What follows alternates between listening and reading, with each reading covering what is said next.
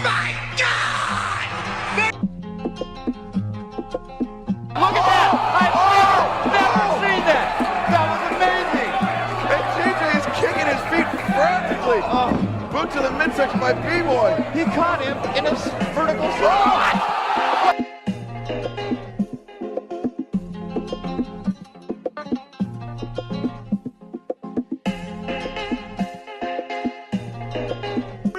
Because last year, Final Battle, when I lost my career, you were watching and clapping harder than anyone else. So this year, grow a step, stand ringside, and watch me win my career back.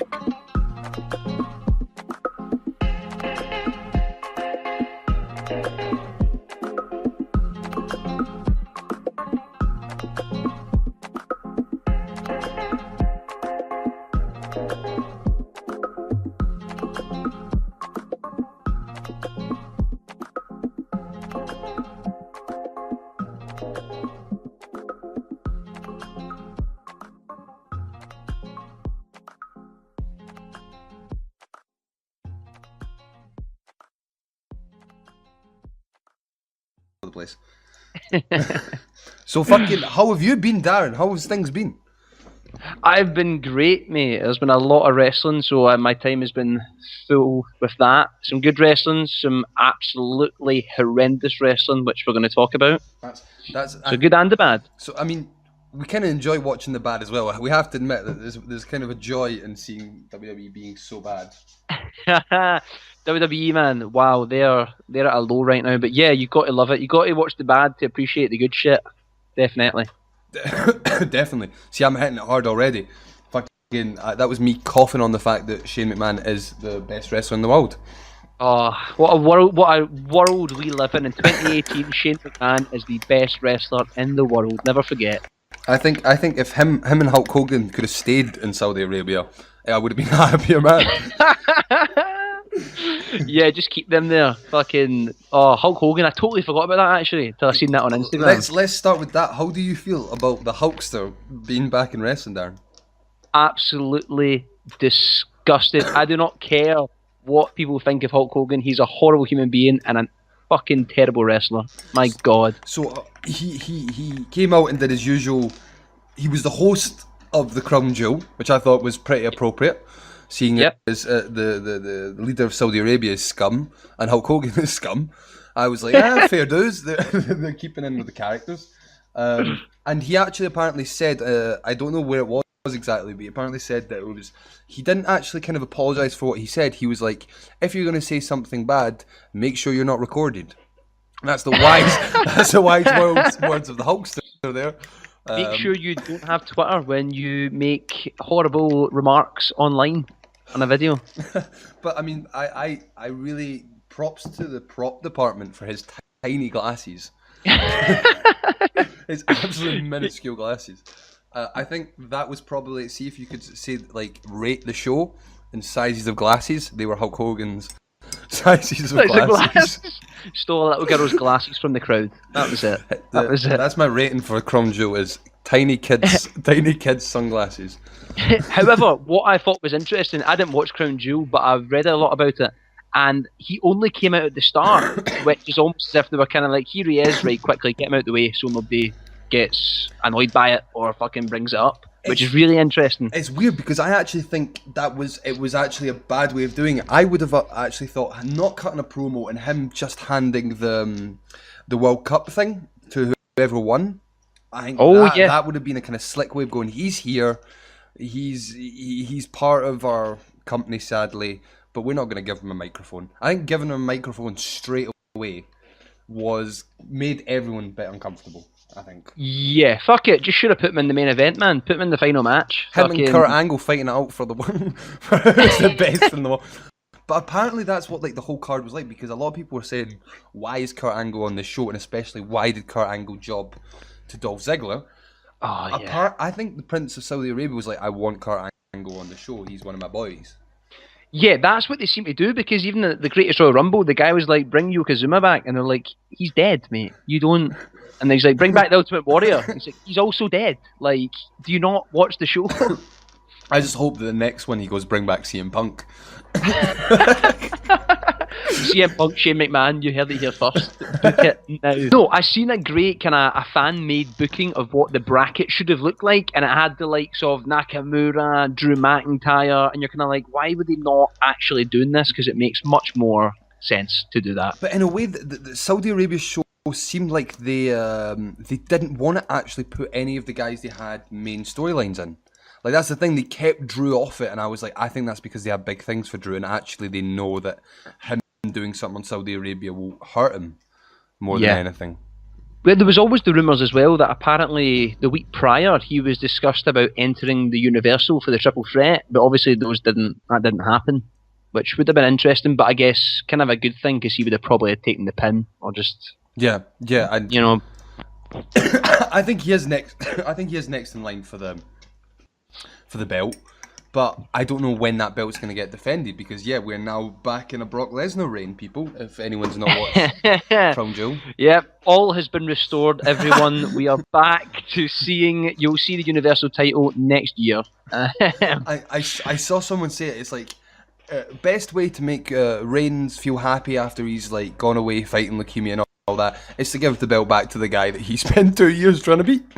Oh man, it's just kind of like they're acting as if it didn't happen, you know, and it's just it could have been done so much better. Like it could have, but I genuinely think that they knew that they were in bad territory, so they just didn't really try. If that makes sense, they knew it was going to be bad. Did you see that when the New Day came out to Crown Jewel, when they did their New Day entrance? I did not know. They did. First of all, they came out on a magic carpet, which if anyone has any racial jokes to add to that, they can. And but we won't. I won't. Totally I'm not going to try. I'm not going to try. But also, when they came out and did their, WWE Universe, when they did that, they usually say the city or the town they're in. They just said Crown Jewel. They didn't. Nowhere they said on the show Saudi Arabia. They did not mention the country or the city once on the whole show.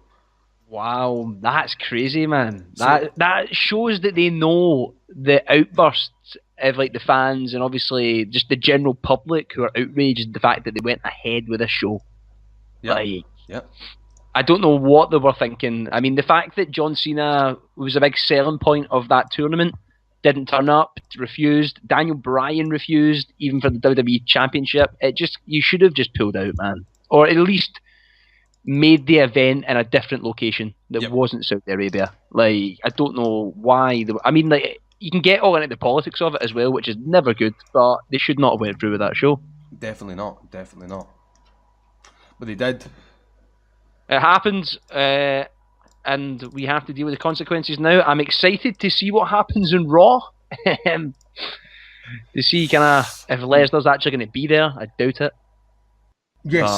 Yes, and I also think one of the interesting things one of the things I am actually excited for is Survivor Series. It's looking like a good card. It's looking like it could be something like picking up momentum again because it feels like WWE's been in this weird. I mean, the main show has been in this kind of weird, going nowhere zone. Yeah, the ratings are dropping rapidly as well. Yeah, it's completely disinteresting, and I think Survivor Series could be interesting. They've announced Becky Lynch and Ronda, which will be great. Which will be fantastic. I'm so excited for that. Yep, and I saw a picture saying armbar vs disarm her, and I was like, nice. Oh, they're going to tease the hell out of that. Yep, and Becky Lynch is doing such good work as champ. Yep. Like, she's for a first time reign, she's one of the only people, male and female, that has been given time and like booking to look good and to like develop as a champion. Yeah, it instantly shatters and makes you completely forget about the horrendous reign that Carmella had as a heel. Like, Becky Lynch is showing you how you really should do it. That's how you be a champ. Yeah, definitely. Just be a real fucking wrestler. Do you know what I mean? Like, fucking put on some amazing matches, which they did at Evolution, which we will discuss. Yep. And then we got obviously AJ Brock. They've not confirmed it yet, but everyone's saying it's gonna happen. And it will. And we were talking about it. If AJ loses, I mean, AJ looks strong in the first match. That's one of the things I will say. because he got a lot of moves in and he like almost beat the Beast. But I think losing twice to the Beast could hurt him. Oh yeah, 100%. But that match last year did have obviously one of the best spots, which was when AJ got him into the calf crusher and Brock just picks it up and slams him repeatedly. Yep. And it's like, I don't know why not. Like, I don't know why anyone else doesn't do that. Because no one else but Brock is allowed to be realistic and a good wrestler, probably. It's like, Joe, you're a wrestler. You're meant to take moves. You just take them, mate. You don't do them. But the one outcome that I was kind of disappointed with, if we ignore the kind of outrage with the Shane McMahon stuff, the one thing that really annoyed me is how they're treating Braun Strowman, because they build this guy every single week and they give him nothing. Like, literally nothing. Like, and field Money in the Bank, cash in, and now this. Like, it's pointless. And he was. I mean, he got hit by Baron Corbin before the match, apparently, with a belt, and I was like, right, cool, that's fine, mate. But we're talking about Braun Strowman here, the guy who got hit with an ambulance and still wins. And yeah, the guy who pulled down the full fucking set on top of Kane. Yeah, like, I know, and mate got buried with ladders and still won the match. So I forgot about that. And somehow now a little shitty belt shot from Baron Corbin puts him. But it's like they're doing the Roman Reigns thing, which is like every single time he faces Lesnar, you're like, and this is the time he's going to look strong. This is the time he's going to look strong, and then he gets fucking destroyed again. Yeah, and they ruined it because it was the only interesting match they had at Crown Jewel, because it is a glorified house show, and because it was a vacated title, there was always I actually have no idea who could win this, and I didn't think they were going to even think about putting it back in Brock. Yeah, because I thought Brock was there just for the money draw of Crown Jewel. Yes. But apparently not. And then you got, Survivor Series, you got Nakamura Rollins, which is the first time ever, which will be shit hot. I am excited because Nakamura's reign, I can't even say it has been bad, but it's hard to criticise it because he's not been on TV, which is so weird, man. Like, that's why the Nakamerica gimmick, which is shocking, hasn't had time to even settle with audiences, because they've not really shown us anything unless you follow him on Instagram. Yeah, like, I don't even think at Crown Jewel he came out like that. I'm not sure. I think he just came out as Nakamura. That would have been so controversial if he came out draped in an American flag. Oh man. Everything about that show is controversial. Everything. Yeah, and honestly, we were talking about this earlier today, to have this women movement in wrestling, which is amazing, but then to publicise this Evolution, the first ever women's pay-per-view, and then a couple of days later have an event where women are literally not allowed to be present is absurd. Yep. Like... But I think speaking of, when I was looking at Survivor Series and when I saw that Seth Rollins Nakamura confirmed, the one thing I'm worried about is the tag belts, because the Bar should be facing the Raw tag champs. Yes. Yep. But that's on Rollins and Ambrose, and Rollins is confirmed for a match. So I don't. They could drop them. They could. I hopefully they'll do something with it. Hopefully, I think if I was talking to you off air about the idea of Ambrose like trying to find a better partner and all that, saying that he's the tag champion, or even trying to be the tag champ by himself. Which would be cool. Yeah, if they do something with it. And what I'm scared is they're just gonna run with the Ambrose Rollins and completely forget about the tag belt. Because that's very WWE to do that.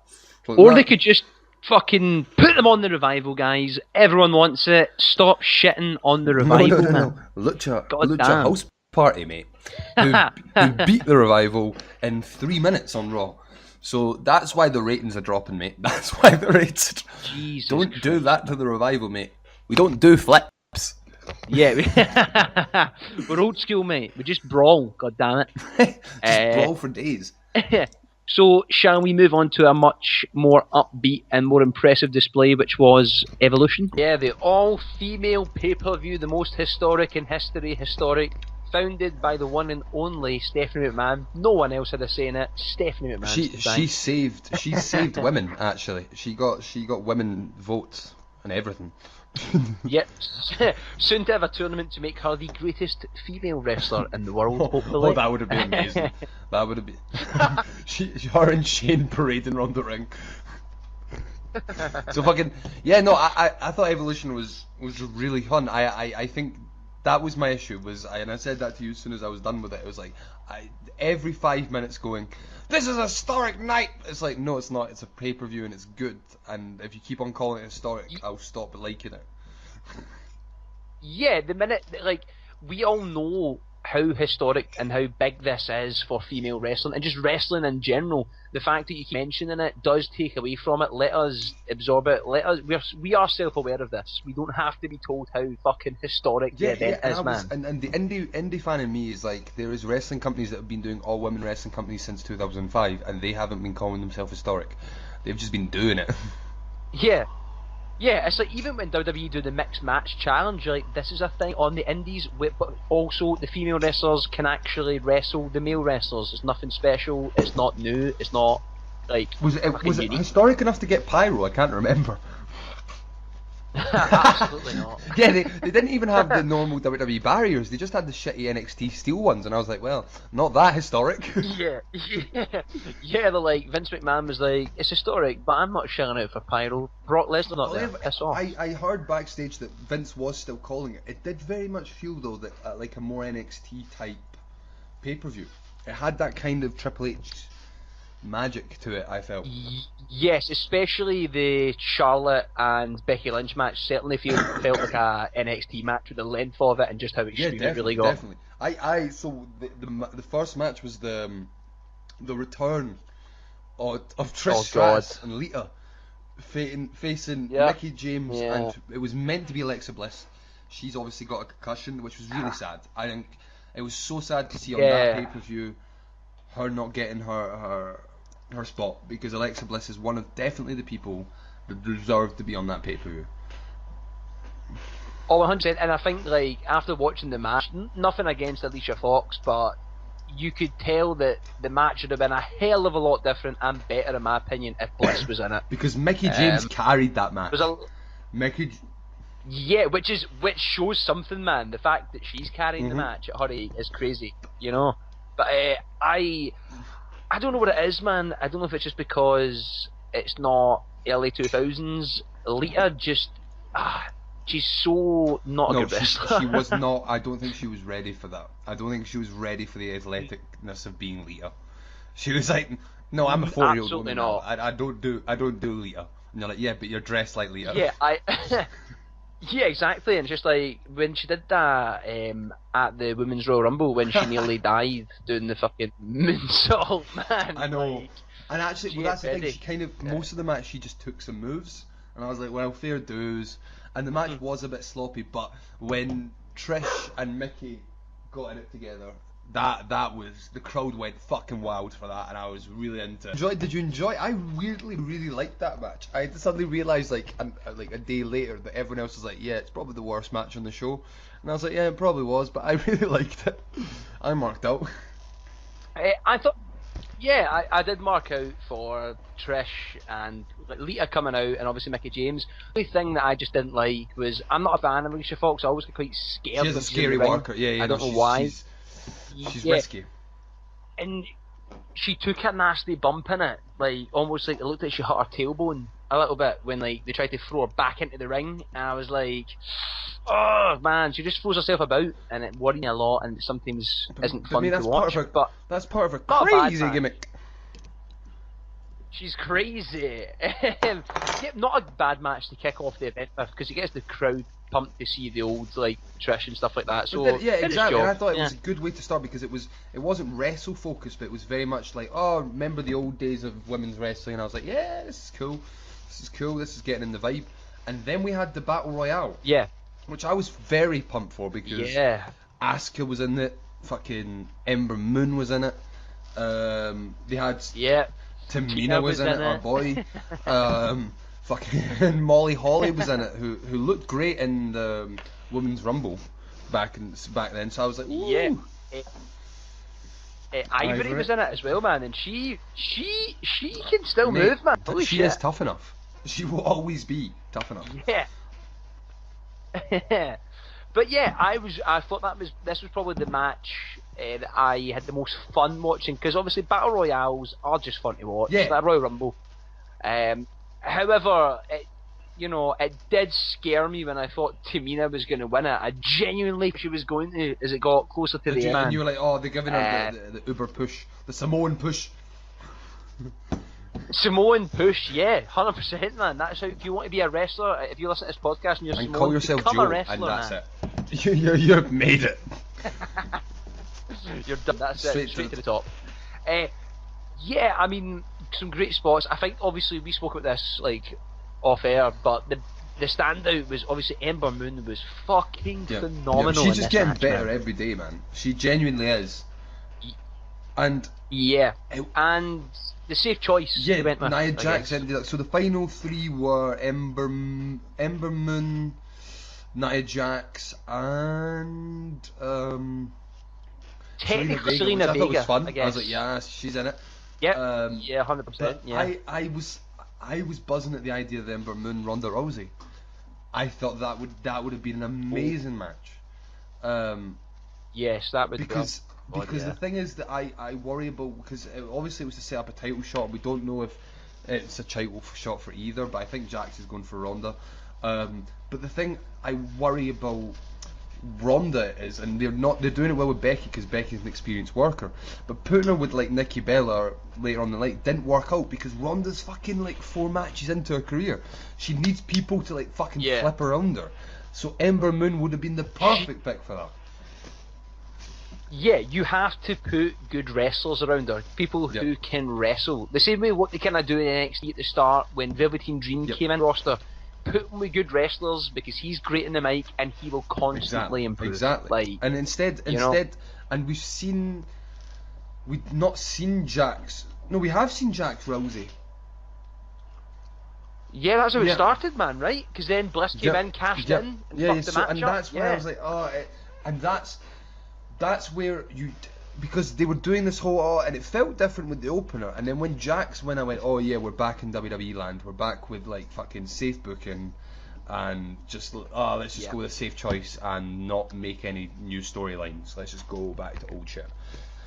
And I mean, Nia Jax got the "you deserve it" thing, and I was like, that's nice, but no, she deserved a good title reign, which she didn't get. So yeah. She just deserves to get a good rivalry going. She doesn't deserve another title shot just to come back and then get that. I mean, but however, there were some spots that I did mark out over, especially when Ember Moon squared off with Asuka and the NXT chance started. Yeah, that was awesome. However, it does remind you how badly they have ruined Asuka. My God, that, like, she is a joke. She's literally a joke now amongst the roster. Yeah, she's not scary. You don't get that kind of, oh damn, here she comes. Like, she's so beatable now, and I just wrap my head around it. It's kind of, I don't know if it's Vince just not loving Japanese wrestlers because he's done this Saura. I genuinely, we joke about it. It's like Never Again Royal Rumble 2018. It's like he gave them to the win on Royal Rumble, and everyone's like, oh man, the curse is broken, and it was like, no, I gave that to you, so now I can bury them. Yes, 100%. Yeah, you don't like what you think you like what I like.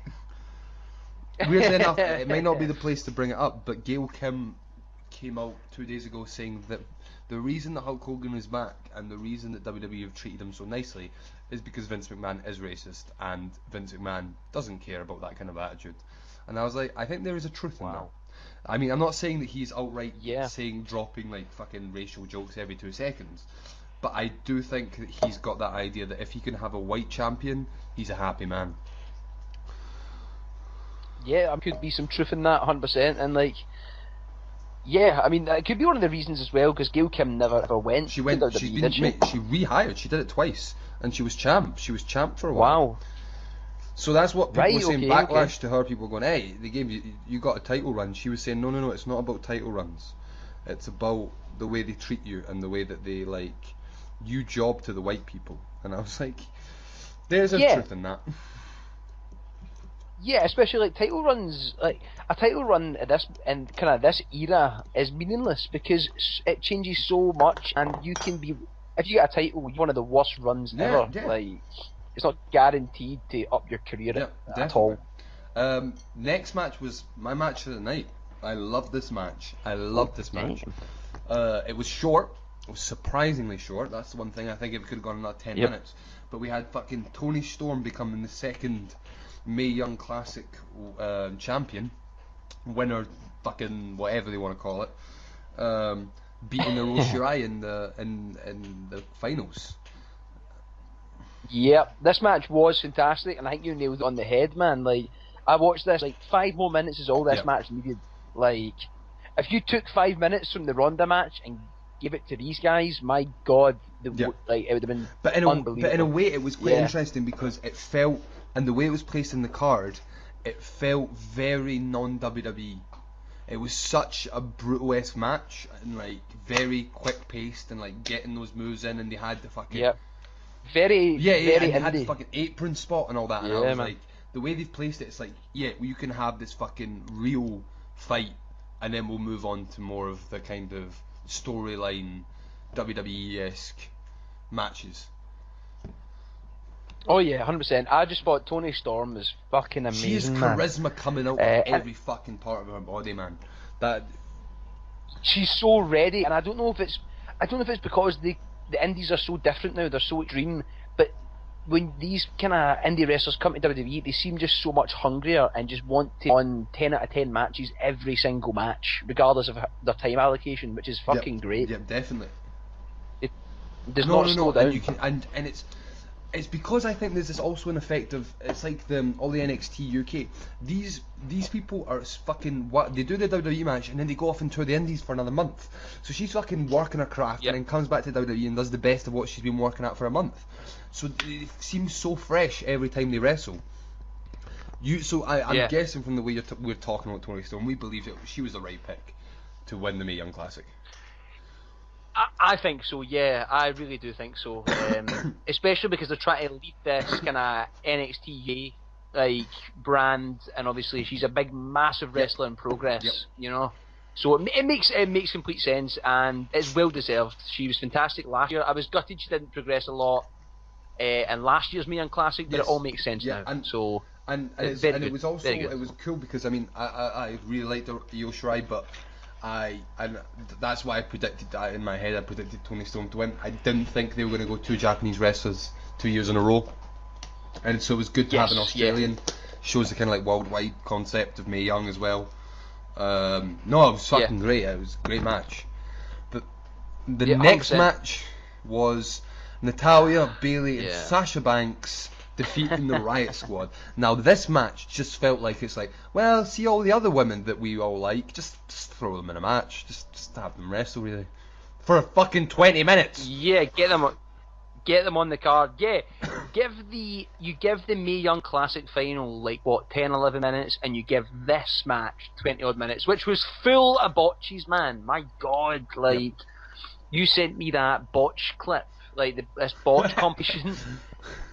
Almost like half of the video was just this match. Like it was so bad. Like God damn it. I think again, especially there's 2 wrestlers that stand out going, why are they in this spot for this pay-per-view? Bayley and Sasha Banks. In my opinion, if there's any 2 people that you want to talk about revolutionising WWE women's wrestling, it's those 2 wrestlers. And they're in the 6-man tag. And I mean, I thought like some of it was alright, but for all this time that the match was going before it got to the final 3 minutes, I didn't give a fuck. I didn't care. Yeah, it felt like the fact that they built this historic pay-per-view and had a women's battle royale to throw them all in there, and 2 a 6-woman tag match, which is literally what they do every single SmackDown and Raw, like just to get them on there. Weird. Just to get seated. It's just lazy, man. It's just so lazy writing, and it's frustrating. There was something that I was like, right, for the last fucking 4 months they've been building this Bayley and Sasha Banks thing, right? And they do the thing where fucking Bayley saves Sasha Banks and takes the fucking move for her, right? And I was like, right, cool, they're building it again. But then fucking they win anyway. And I was like, well, what is the point of building this dissension between the 2 for them to win anyway? Yeah. I know, WWE, everybody. Tease, but no payoff ever. Yeah, but then eventually, when you think you are going to get the payoff, they give you the opposite of what you wanted. Deliberately. It's like Lost season 5, isn't it? That is. Yeah, I can't believe it took this long for Lost to come on our podcast. Lost will be back. I'm sure Lost will be back. Bring back Locke. That's all I'm saying. Best character. Would you rather see Lost again, or would you rather see Brock Lesnar have the title again? These are decisions you have to make. I actually think I'd watch Lost again. I'm ready for the close-up of Jack for fucking 3 hours as he stares down the camera, having flashbacks that nobody cares about.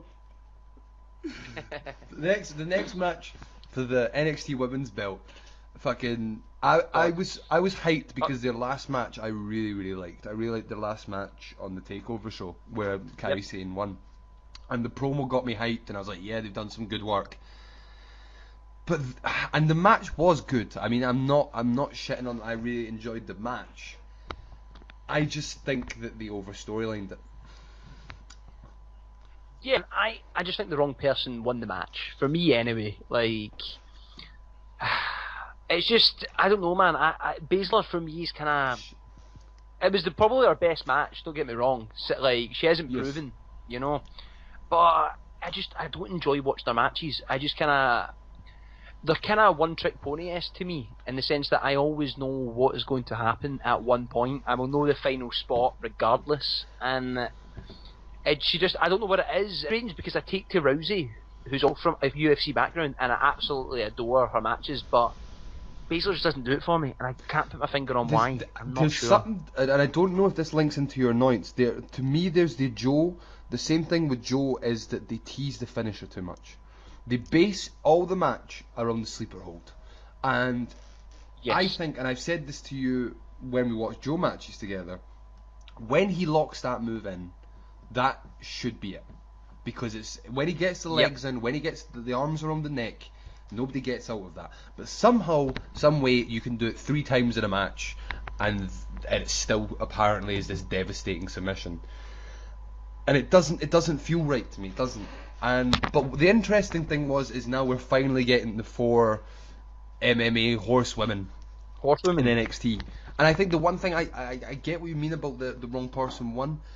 Baszler's the first ever 2-time NXT champion. Women's champion, which I think that was quite cool, and I think if it suits Baszler's character to be that person that loses it on a fluke and then comes back even more angry. So I like that. Yeah. I don't think she needed the interference.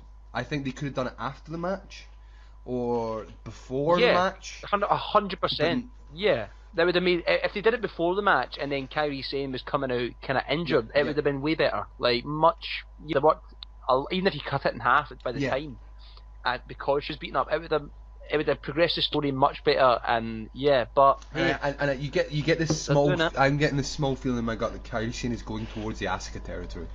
As soon as she gets main roster, it's like, because she's smaller as well. It's like. Yeah, she'll do one elbow drop once or twice so we can get a highlight reel of it, and then she'll take everyone else's moves.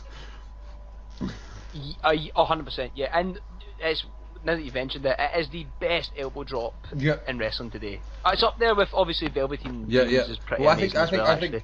I hear that Wrestle Kingdom this year, they're booking Kairi Sane vs Velveteen Dream vs Okada in the elbow drop challenge. And an elbow drop drop on a pole match, mate. Whoever climbs to the pole and drops the elbow wins.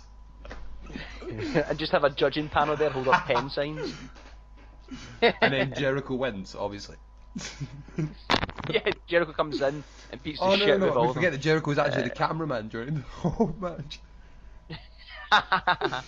So, I'd watch it. So I'm gonna say this now, that this next match was amazing, but I'm gonna say it, and this is my opinion. I think there was a slight kind of overratedness to this match in the way people reacted. Everyone was like, best women's match of 2018, best women's match in the last 5 years, and I was like, yeah, it was good. There was some really sloppy moments. That's the thing that pissed me off. There was a moment in particular where this submission, I think Charlotte had a submission, and you could see Becky Lynch kind of trying to get the chair closer to Charlotte so that she could hit, and I was like, come on now, Yeah, this is, and also the referee was just handing them weapons at this point. Like, the referee would be like, a little, here you go, here's a wee chair for you, or don't forget the ladder spot, and you're like, God damn it, mate, make it subtle. And I think I really liked it, but I think it was this kind of, this match reminded me of Owens and Ambrose when they had their no holds barred match in Royal Rumble, and it was because it was a really good kind of brawl with loads of weapons, and it was fun. And I think the reason people loved it so much was like, oh, because it's with women. And it's women doing it, and it's just women doing this big WWE storyline match, and I get it, and that's great. But as an actual match, therefore, it's not the best, because I think it was just too spotty. It was, you could tell, oh, we need the weapons at this point, oh, we're gonna sell this at this point. But Becky Lynch, man, Jesus, she's great. Yeah, she, like, obviously everyone was annoyed and outraged when she was the one who turned heel, but my God, man, she is working it, and she's putting in so much fucking effort into getting, like, the heat on her, and she's done well. Yeah. I think it's paid off. I'm actually really enjoying her as a heel, and she's great on the mic as well. There was obviously the first month of it was happening, everyone was confused, saying, oh yeah, she should be face, Charlotte should be heel, but she's doing so well that even if you want to cheer for her, because she's doing such good heel work, you're like, no, because I like you, I'm going to boo you, because that's what we're meant to do. Yeah. And she's so good. She's really got that disgruntled, I deserve my shot and I'm going to prove it, both as a character and as a wrestler. So it really works. And yeah, what was the final match? Powerbombed her through, she powerbombed her through the top rope, through a table, onto the floor. And nasty. Fucking great spot. And Charlotte almost did the Roman Reigns selling of like, I can get up, I'm going to do it, and then she dropped to the floor again. And I was like, nice. They actually are willing to show that Charlotte can be beaten. As human. And that like Ric Flair, old age will catch up on you. 100%. But no, great match, man. Like, it was good, yeah. But like you were saying about people saying it's the greatest female match ever, on a WWE scale, it might be up there. But on women's wrestling and as in general, it is not. Like I say, I think Bayley and Sasha Banks back in the day, they had no weapons. They told something that was that intense without the weapons, so that's why that takes it for me. But I think really, I do say overrated, but still really, like, go your way to see it. Like, don't go it's just a match. It's worth it. I mean, Big Davey Boy Meltzer gave it, was it 4.25 stars? Yeah. It's pretty good. But yeah, just when you mentioned Sasha Banks Bayley, I'm even thinking of like Asuka and Nikki Cross was pretty fucking good as well, actually. The last women standing match, that was great. But there was something in me that while I was watching it, and this has nothing to do with the two people involved, I wanted to be more excited, but I knew there was another match coming. You knew it. That's what stopped me from going holy shit, because I was like, it's not the main event, and it felt like the main event. Should have been. But it wasn't, because we all knew that Nikki Bella had to come out with her flag. Oh man, I'll go ahead and say this in the podcast. Fuck Nikki Bella. I wish I could. I genuinely say it. I'll say it. I wish I could. I actually prefer Brie Bella, but Brie Bella is a very pretty lady. Yeah. Oh, this match, man. So moving on to the main event. Raw's Women's Championship. Ronda Rousey facing Nikki Bella. Did you have any back thought thinking, could Nikki Bella beat Ronda Rousey? 100%, mate. I actually was so scared to watch this, because I actually think I did think she could win it purely because Vince McMahon fucking loves them. I was scared watching this, because I think if Nikki Bella did win, I may have took some time off the product and that's saying something, man. Like, but also I feel that it should have just been a squash, man. Like, she should have fucking done it, and it went far too long. It went too long, and I'll say it, and this is what I was saying about earlier about people who should be working for Ronda. It felt like Ronda was carrying Nikki. Yeah, it was like Ronda was like calming Nikki down and trying to get back to the centre of the ring and trying to tell the story, and Nikki was just throwing out moves and just doing the wee slaps and all that. And you're like, oh god, and it did go too long. It really did, because It's the armbar thing again. It's weird, the Baszler thing. That armbar, the moment she gets it, should be the end. And Yes, and they always. teased it. And I get it because they knew they had 15 minutes, and so what are you going to do? But play on that of what can you do with the armbar? But no, to me it made Ronda come up instead of making Nikki look good and Ronda good. Ronda looked worse for it. Yes, 100%. It should have been around 8 minutes at most, man, for me anyway, or 10 minutes. It was just, yeah, and it's just when you see how much time they gave this in comparison to the whole fucking card, it just seems, I don't know, man. It's Vince McMahon booking clearly. And it's, like, it's weird that that's the know. case because we know that like fucking compared to the Lesnar treatment, that's what I mean in the sense that like fucking Braun Strowman gets jobbed out in 3 minutes because Lesnar's a UFC star, but somehow Nikki Bella can hang with Ronda Rousey. And I was like, what? Yeah. Come on now. It can, yeah. When you think about how quickly she killed Alexa Bliss, who is the top roster, and then Nikki Bella can last long. I mean, what's that about? And also one thing that really bugs me, especially in the build-up of this, I thought the Ronda Rousey is apparently writing her own promos, which is fucking awesome. Nice. Which I found out, and I was like, that's pretty cool. But see the fact that Nikki Bella still refers to herself as a diva and is trying to make that a heel thing, I just think that's fucking dumb. It really bothers me, man. I'm just like, the word diva in wrestling just, it takes a step back for me, man. Like, I actually liked the thing that annoys me is that I was starting to like Carmella for that character, and it just seems that Nikki Bella's coming to me like, yoink, I'll take that character now. You can just go and dance with R-Truth over there. oh man, my boy. Job away. Oh man, no, he's got a good hairstyle. I'll give him that. I could actually talk for a long while about R-Truth's hairstyle. That's the next podcast, everyone. A full hour and a half, just R-Truth. The career, the ups and downs of R-Truth, of Ron the Truth killing. Fuck. No, but it left, and then Ronda wins, and then all the women come out and they celebrated on the ramp, and I was like, yeah, fair play. But I think that kind of thing of Ronda and then celebration, it would have been awesome if it had ended with Becky Lynch being the bit like having gone through this fucking 30-minute match, and then you end with that because that's a pay-per-view. That's the end of the pay-per-view. Yes. It just felt. And also, like, the whole standing thing and kind of all of them coming out because they're proud of it, which is nice, but wouldn't it have been better if they did what Pete Dunne? Remember the first ever UK Championship where they did it and Pete Dunne attacked the shit out of that guy? Why didn't Becky Lynch do that to Rousey? Oh, I that feel would that have would have been a great way. Actually, that's a good show. Yeah. Because that's the thing, it kind of like one of the good things about wrestling is it should never have an ending. It's like a fucking TV show that you always have a cliffhanger again. And the reason that it kind of left a weird feeling was it was like the women have their ending. Now let's go back to the main show. We've ended this. Goodbye. Yeah.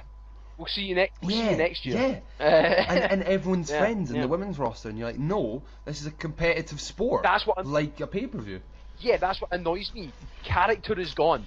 And the only that should ever happen is if someone is retiring, when they all come out and they're all clapping for the wrestler, can't wrestle anymore. When you do it just after a regular pay-per-view, it totally takes away from being a heel, being a face. It's just weird. I get it because everyone wanted to end on this positive vibe, but no. And even if it was Alexa Bliss who came out and cut like a sour promo at the end, not being on the show or something like that, keep the heat, man. Keep the heat. And I wonder now just where it feels like Nikki Bella just came back for this match as well. It was like very much that kind of like one time Nikki Bella's going to be in the main event. You've seen this main event. Now we're going to go back to normal, and that was weird. But it was a very good show. I think it's up there for one of the best WWE shows because there was no match we're sitting there going, God, why did I watch this? I mean, some were too long, some were a bit hard to watch, but there was nothing sitting there going, I want to fucking rip my eyes out.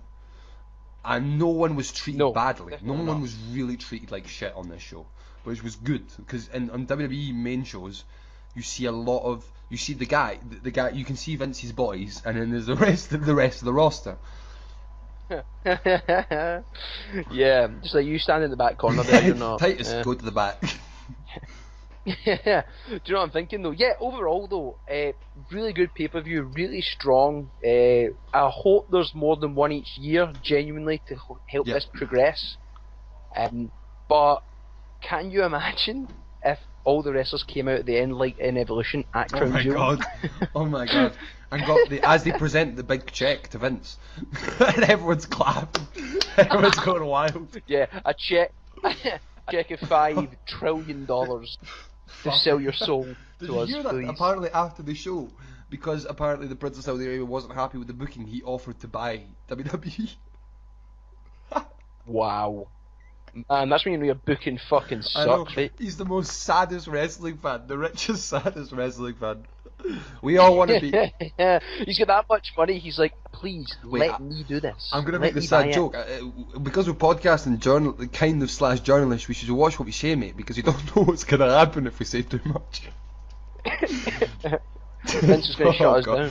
Saudi Arabia, we're going to 100%. end up in an embassy somewhere. That's all I'm saying. So that was Evolution, and now I wanted to. We were talking earlier about this and our planning for what we were going to do this week. I really wanted to take like a good time to talk about NXT UK because it's happened. We went to the first show in Blackpool 2 years ago now. Yeah, 2 years ago now, and we were kind of. Yeah, January 2017. Yeah, that's it. And we were like, oh, we don't know what it's gonna be. I remember after the show, like, imagine if Pete Dunne comes out the Royal Rumble. That didn't happen. So, spoiler, that did not happen. And we were kind of like, what is this gonna be? Because it felt like this one time off. Then they had it again this summer, which was really fucking good. And they announced they were doing it. They were doing a weekly show, and then we didn't know when it was coming. And then out the blue, it dropped. We got NXT UK.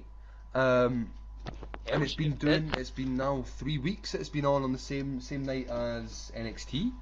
And at 8 PM for the British people. So it's actually something on the network that people can watch in the UK in the evening. So I think hopefully they'll be getting some good UK views.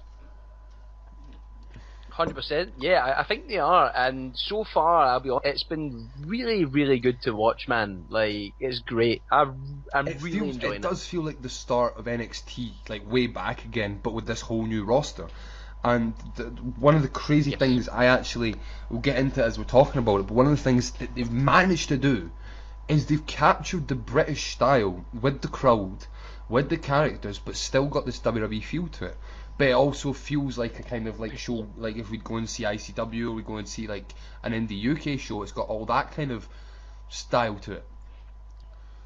Yeah, it totally does. And the one thing for me when I'm watching it that I notice, and I might be being biased here, you can scrutinise me, man, UK wrestling fans are the best for creating a fucking atmosphere and not stopping. My God.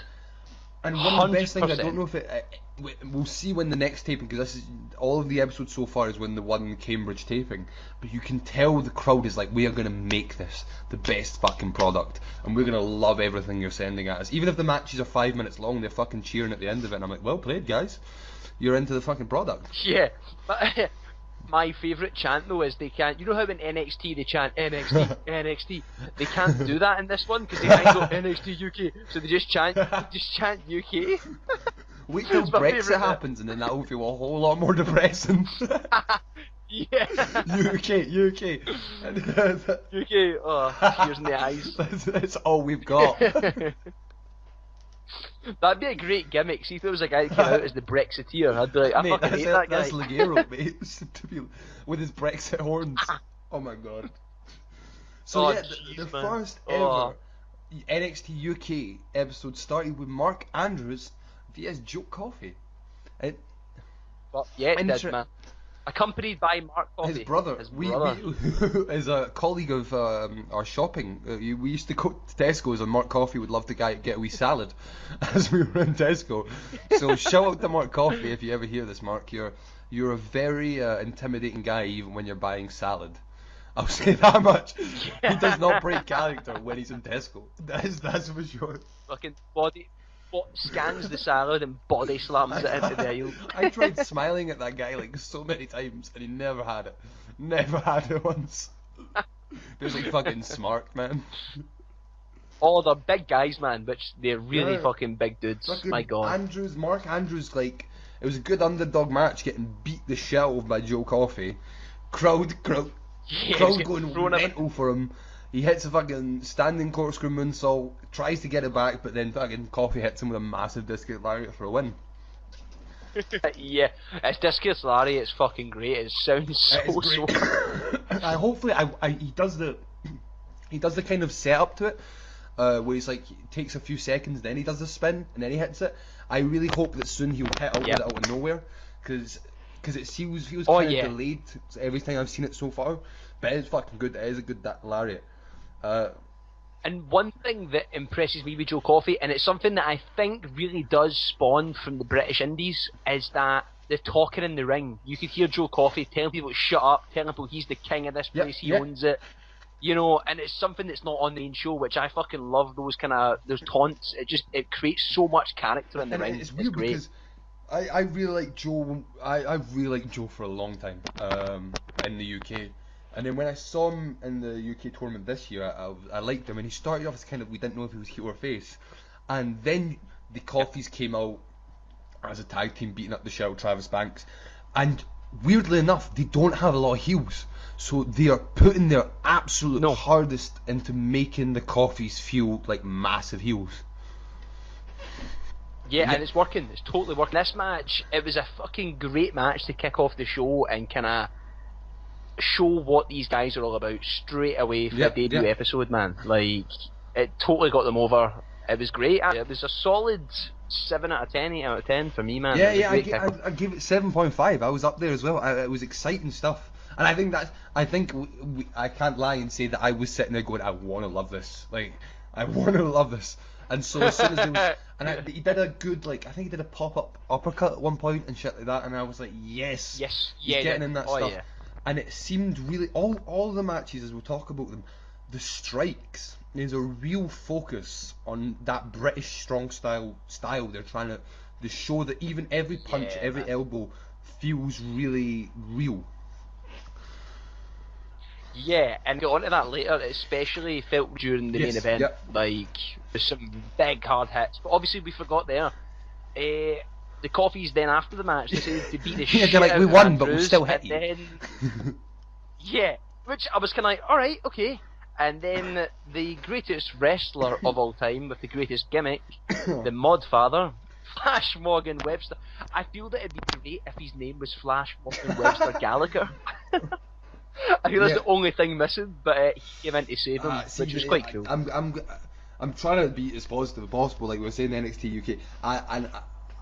Flash Morgan Webster, if you ever hear this, I'm just going to take 1 minute to say this. You seem like a lovely guy, and I like your podcast, and you seem lovely, but I fucking hate you as a wrestler. Like, I do not get you.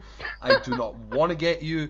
And find something else than wearing fucking stripy clothes as a character, please, and having a fucking motorbike helmet, because that does not make you a wrestler. and I try to like him, but he is like, and especially when you put him with Mark Andrews, it's like he is the shitty best friend of Mark Andrews, who's like always got fucking listening to fucking mod music, and I don't want to cheer to that guy. I do not. It's honestly as if Jay from the Inbetweeners was a wrestler. Genuinely. Like, yeah, like, and when he came out, I was like, oh, it's like he's not been invited to the show, so he has to run out and make the save because no one's asked him to come out. Yeah. But hey, hopefully he'll grow. This is the NXT UK is because the crowd love him. Hopefully this will be somewhere he can grow, because when he appeared on 205, I was like, this is nonsense. You should not be here right now, mate. No, then we had 100%. Mustache Mountain coming out. Woo! Oh, Fan mate, they're favourites, man. like, you can tell that obviously. It's like Pete Dunne, Trent Seven, and Tyler Bate, because they've been on the American shows, because they've been here since the beginning. They are like the Roman Reigns of this division. As an entity, they are Roman Reigns. Yeah, they were great. However, were you disappointed not to see them In wrestle? the first show, yes. In the first show? Yes.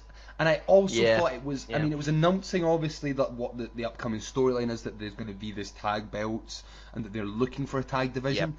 But I think if they started doing it, they should have brought a tag team straight away to challenge them. Because it just kind of felt like, oh, Yeah, we're here, yeah. but no one's here yet, so we'll go back. It kind of would have worked better if instead of the Coffees beating up Andrews, they should have came out and tried to beat up Mustache Mountain to kind of set up that first team match. Do you know what I mean? With the start. Exactly. And when that tag match happens, it will be great because they're touring it right now in the live shows. So I bet they're practicing their spots. So it'll be fucking great when you see it on TV. So yeah, they just come out and do their. I loved how they did the towel thing and Tyler fucked it, but the crowd the crowd cheered anyway. Man. That's like the first time. That's like the first time he's fucked show, up. mate. Bad signs. Bad signs of what's to come, I guess. And so they said, yeah, the tag belts are coming and we're gonna win it. Do you think they'll be the first tag team champions then? Absolutely not. I think that would be very easy and so obvious. They might do it, but I really think build to that. Like, I don't think it should happen straight away because we've seen them as the NXT champions. I think it'd be too simple just to put those belts on them. But the belts are beautiful, by the way. Like, the belts are fucking stunning looking. I actually hope, because they've got so much in this roster, they've got so many guys. I think this is the place, and they tried to do it later on in one of the other shows, and it was like what I wanted them to do, but with the wrong guys. I think this is the place where you can put two random guys together and ending up being a really fucking good tag team. Yeah, almost like 205, but obviously do it well. And so then next we had Dave the Bomber Mastiff vs Sid Scala. I'm just going to take a moment to ask you this, right? This jobber Sid Scala, right? I wondered when I heard his name, Sid Scala, I thought it was a UK parody of Sin Cara, because his name's Sid Scala. And I still don't know if it's an inside joke or not, but it seems to me that Sid Scala is the UK version of Sin Cara. Let's do it. They should totally become like that. That would be great. But he suddenly puts on a mask one day and they're like, what are you doing? breaks his finger every match, every single match, and refuses to wrestle. Alberto Del Rio comes out and just hits him and runs out again. Kicks the shit out of him. So yeah, he got fucking destroyed by Dave Mastiff. Yeah, which is totally what he needed, because I was so excited to see him at the UK Championship at Royal Albert this year, and he really disappointed me. I was not impressed by him whatsoever, and I've seen him in there, he's great, and you know, the good package of him saying he's the best heavyweight in the world, and obviously a good way to start it when he fucking cannonballed him, killed the guy. My question to you is, because I know Dave Mastiff has been on the fucking indies for years, right? And so he's getting on. Do you think we have a future UK champion in Dave Mastiff? I don't think so, man. I don't think so. I would say, I'd say it right now. I think he would be the best bet to beat Pete Dunne. Oh, I've got another person who I think could beat Pete Dunne, but I don't know if I should say it right Save now. It for later. Let's I'll maybe try and guess as we go along. Is it him? Is it? Yeah, totally should. Is Please it? do that. What do you call it? What is it? What's his name? Sad Gradwell. Is that him? No, Sid Scala, you mean? And I love how Mastiff no-sold always strikes. Like, Sid Scala hit him and Mastiff did not react to any of it. Running cannonball, pins him. Cool. Mastiff's looking good. I don't know if we should talk about this. Yeah, we'll talk. No, I'll save it for later, because there was a vignette here. But there was vignettes. Every week they showed a vignette of Eddie Dennis. So we'll talk about it when it comes to the third one, because I think Eddie Dennis is going to be massive. They're building a massive. Is it Eddie Dennis? Oh, because he's raging. He's raging. Suspended. He's so angry. He's so angry. He's angry, man. It's ready. So then we had Tony Storm coming out and Nina Samuels against Nina Samuels. And this is my one big negative of NXT UK so far. Is the women's division. Okay.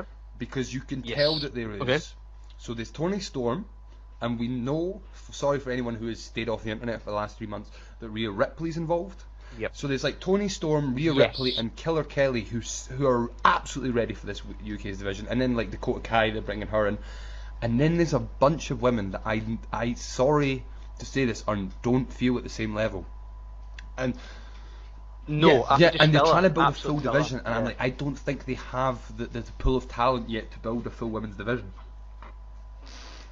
Oh, 100% not. That's why you can see them like they're kind of trying to sieve in the wrestlers from NXT who aren't always on telly, like Dakota Kai, who aren't there every week and aren't that huge. Yeah, just try to sandwich them in there. And so Tony Storm, didn't destroy Nina Sam. Nina Sam's got some good heel kind of working. Yeah, And yeah, then, she was. and Yeah, then Storm definitely. fucking hit the, what's it called? The Eye of the Storm?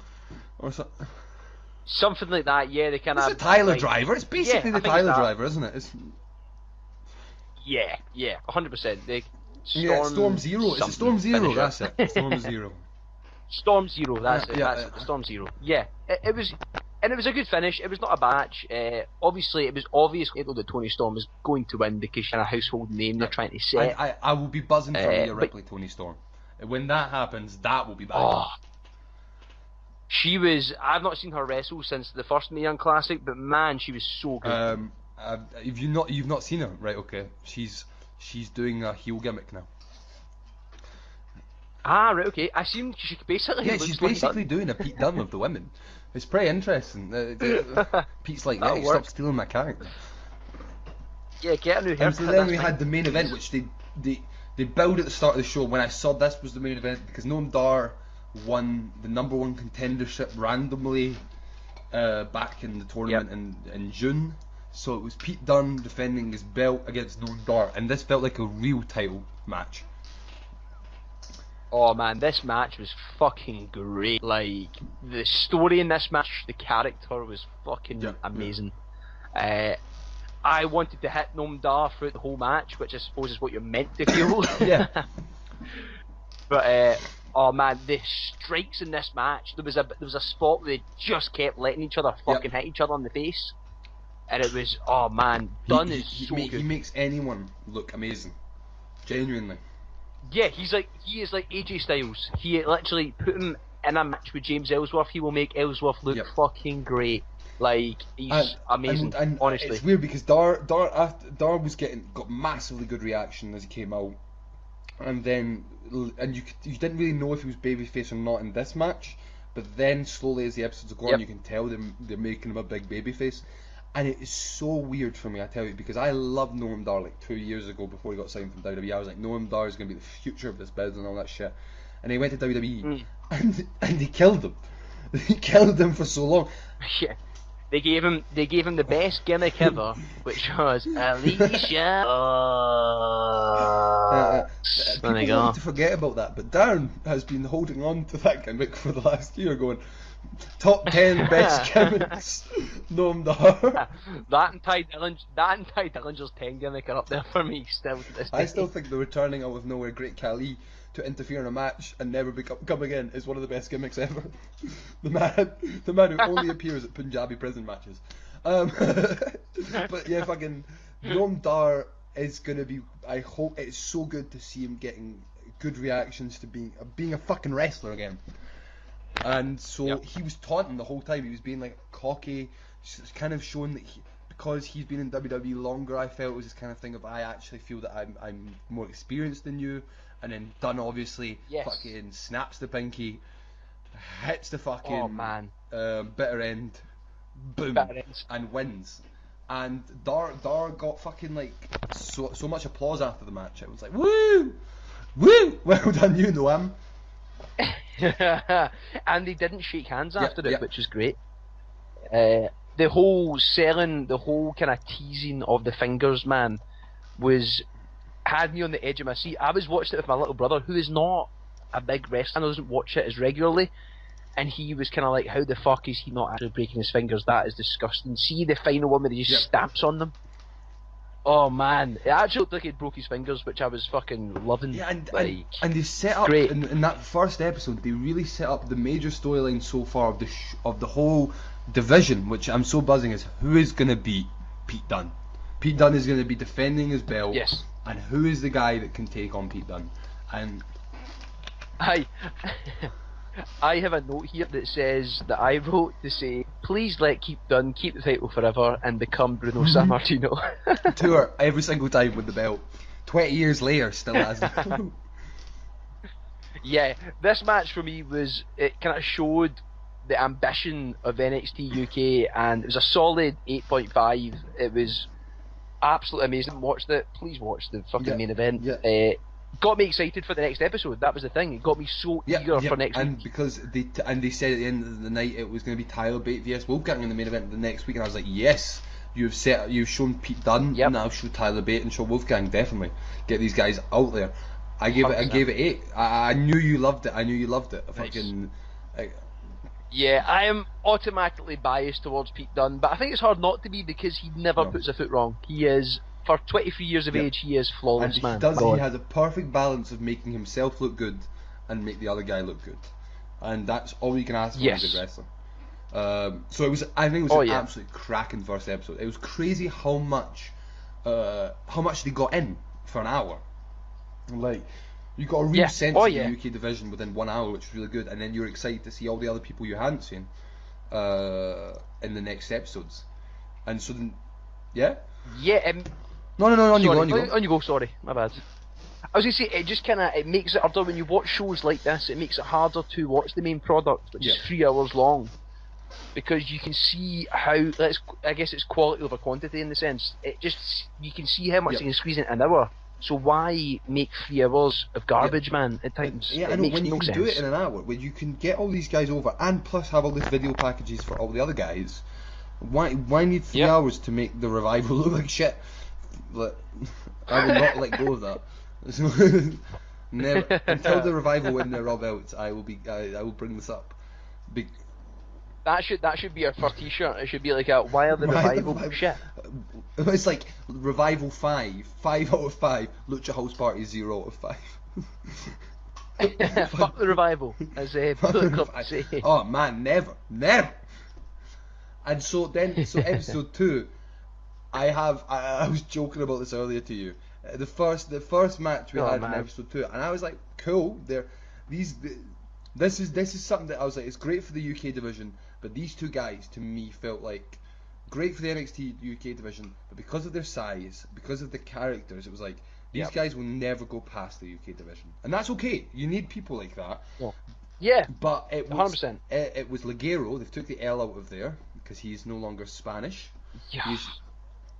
Spoiler! God damn it! Fucking killed that gimmick. So Ligero has been touring the country touring all over the world actually for the last 10 years, saying Arriba and saying that he's Mexican. WWE have now told him that he is British. Yeah, now they should just change his name to Britannia at this point, and just have him come out to the national anthem, man, because it's fucking. The British horns was too much for me. See, when he had like the Union Jack horns, I was like, I'm done. That is up there with since it's the Studying Spandex podcast, we can identify this. That this is the worst spandex and the worst attire I have ever seen. only beaten by the wrestling name of Mike Hitchman. That is honestly like a character they'd make in WWE 2K career mode. I don't get why they just didn't call him Wild Boar. Why? Why not call him Wild Boar? Why add a fucking Mike Hitchman on it? The new Steve Blackman, everybody. So I could accept. See if he came out as just Wild Boar, I'd be like, right, this man's a crazy man who thinks he's a boar. But see when he's got an actual name and then he calls himself Wild Boar, you're like, this man's got problems. Yeah. Oh man. There's a guy called Mike who works in a bank who calls himself Wild Boar. But it was a good match. Enough shitting on those are UK characters, and I wanted to love it, and I was like, I do love it, but I can see any US fan who sees this like, what the fuck is this? Yeah. I mean, Hitchman got some moves in, man. He did a great powerbomb. I will say it was fucking Studying Spandex. My fucking the spot of the week for me is his reverse cannonball. I love that move. Fuck yeah, that was awesome. Where he did, instead of spinning around like doing a roll, he went back the way, and I was like, that impresses me. Yeah, the guy can move, man. The guy can move. Which for a boar, that guy can move. Here's a little inside fact. I actually trained with Mike Hitchman back in the day. Yeah, I was in the ring with Mike Hitchman. Oh. Wow, how did you survive against the boar? Please tell us your story. I hid under like a bunch of bushes. I took like some leaves and shit into the ring with me, just covered myself in that and manure. He thought I was. This is when Dugbag was trained to be a wrestler and the protege of. He was now under the name of Young Boar. I know. I turned up with like no stubble, and because my teacher was Killian Dane, he was like, "No, you're not cutting him. get some ass hair." Yeah. I was like, "Yeah, Yeah. cool." However, like, match finished with Ligero did was it a tornado DDT, and it was good. I was just surprised to see Hitchman lose quite easily because I did enjoy his mannerisms. I thought he was a bit crazy. He had that crazy gimmick. Yeah, he's got that famous gimmick that Dean Ambrose and Bray Wyatt have, and their gimmick is just that they're crazy. Partner, Survivor Series is Wild Boar, Mike Hitchens. That would be great, man. Fucking unstable wild boar. But yeah, decent match, man. Decent starter again. I was surprised Ligero won. Yeah, I was really surprised. Yeah, oh yeah, 100%. I guess it makes sense because, and it sounds bad, because he's got a mask. It's that kind of gimmick that will get over with kids. It seems like you'll give him the win, kind of build him up as that kind of underdog. And I mean, he is one of the most experienced guys on the roster. Oh, speaking of that, because that was a line of commentary. Nigel McGuinness, thank you for being on the show. However, Vic Joseph, get the fuck out of my country. Like, genuinely, mate. That man cannot commentate. And I fucking had enough of, like, what was it that he said? It was when Zach Gibson came out and he was like, This man can wrestle more than he can talk, and I was like, "You've got the character all wrong, mate." Yeah, I was like, "No, mate, he can talk more than he can wrestle." God damn it! Learn about your product, you cunt. But yeah, Vic Joseph, good on you for trying. But I'm so sick of presenters being commentators. You're telling a story. Yes. You're not fucking getting catchphrases in, and this kind of. You can get like the checklist of WWE sentences of like he talks the talk and he walks the walk and all that shit. And it's like, no, mate. Yeah. When you are looking worse than Jerry the King Lawler, you know you should quit being a commentator. When I prefer having a sexist pig talking about women, yeah, mate. Get out. Yeah. Did you see, just off topic, did you see that? I think it was the video you sent me, the botches bit where no one's commentating and Booker T has to tap Jerry Lawler to talk. No one's saying anything and he's pure tapping him in the fucking rapidly in the arm and he's like, "Oh my god, look at that!" And I'm like, "Oh." And Booker was too scared to talk. I bet Booker was like, "If I say something, I'm gonna get fired." Yeah, but Booker was giving you prompts, man. Fucking me. It was either that or he was telling him that he was about to slap Michael Cole finally after a year of waiting. The match we all want. Apparently Booker said that he wants to come back to the ring. I was like, please do it. Do it. 100%. He looks jacked, man. That guy's working out. He is, man. He looks great. Shall we move on to the second match, which was Dakota Kai versus Killer Kelly. Fucking first ever WWE superstar from Portugal. Nice, that's cool. And I like Killer Kelly a lot. I think she's got a lot of potential. A fuckload of. Yeah, oh no, she was very, very good in this match. And I mean, it's a hard name. Like, I think Killer Kelly, it's a hard name in WWE because you're like, right, come on now. But she actually makes it work with the kicks and like the viciousness in the ring. I totally dig it. I'm into it. Yeah, and she's her submission. Yeah, man, very good. She's wrestled in WXW and Walter's company, so she is not shy of hitting hard. Yeah, oh no, definitely. So yeah, not. fucking Dakota Kai in NXT UK. Any thoughts on that? I mean, I've never really been a big fan of her in NXT or just in general. It's that kind of gimmick that's just like I'm the kind of happy wrestler. I'm like the Finn She's a small Bailey, right now, mate. She's just a small smile Bailey. and be happy. Yeah, and I think that's why it almost seems like either they're putting her in there to attract Americans to watch the program, or it's just a case of like, yeah, we need to do something with her, so why not just plant her here right now? It felt like in NXT they were always about to give her a push, and then she was always like jobbed out to other people who were ahead of the push. So it's like, we'll put her in NXT UK so she can get a push. And you're like, well, no, because you know in NXT she gets destroyed. So what does that say about the women's division? Yeah, it's scary because they might make Dakota Kai one of the front runners for the UK Women's Championship just as a kind of household name, which I don't want her to do. Like, I don't want to see that. Yeah, you know? Definitely. But she finished it with the was it like a kind of backstabber? Yeah, she got a wee backstabber. You get throwing into her knee kind of finisher. Yeah, but it kind of looked botched, man. Like it didn't look as hard hitting as it should have been, you know, to end the match on that spot. But hey, this, you know, there was something that actually became more apparent. Was it this episode or the next one? I think there's a slight. They put one too many matches in there. They actually gave more time to some of them, because there's like four matches in one show for an hour. Yep. It's not bad, but with like promos and all that in between, it feels slightly packed at some points. But up next we had mate. The best man on mic, one of the best promo cutters in wrestling today, the UK Championship finalist, winner, wasn't he? This year. Zach Gibson came out to address the NXT UK fans. I cannot give this man enough props for his promo work. Like, if everyone could watch Zach Gibson promos and learn from what he does, the wrestling world would be a better place. He not only, like, obviously when you watch it you'll see his crowd control is amazing, and that's one of the best things. Oh, man. But what he said in the promo, as a heel, heels have to be right, because that's what makes you angry about him. And he presents this case of, I went through this whole tournament and then had to face Pete Dunne. So Pete Dunne didn't get me at 100%. If I had Pete Dunne at 100%, I would have beat him. And you're like, yes, mate, that is a logical reason to have a rematch. And it fucking pisses you off because he's right.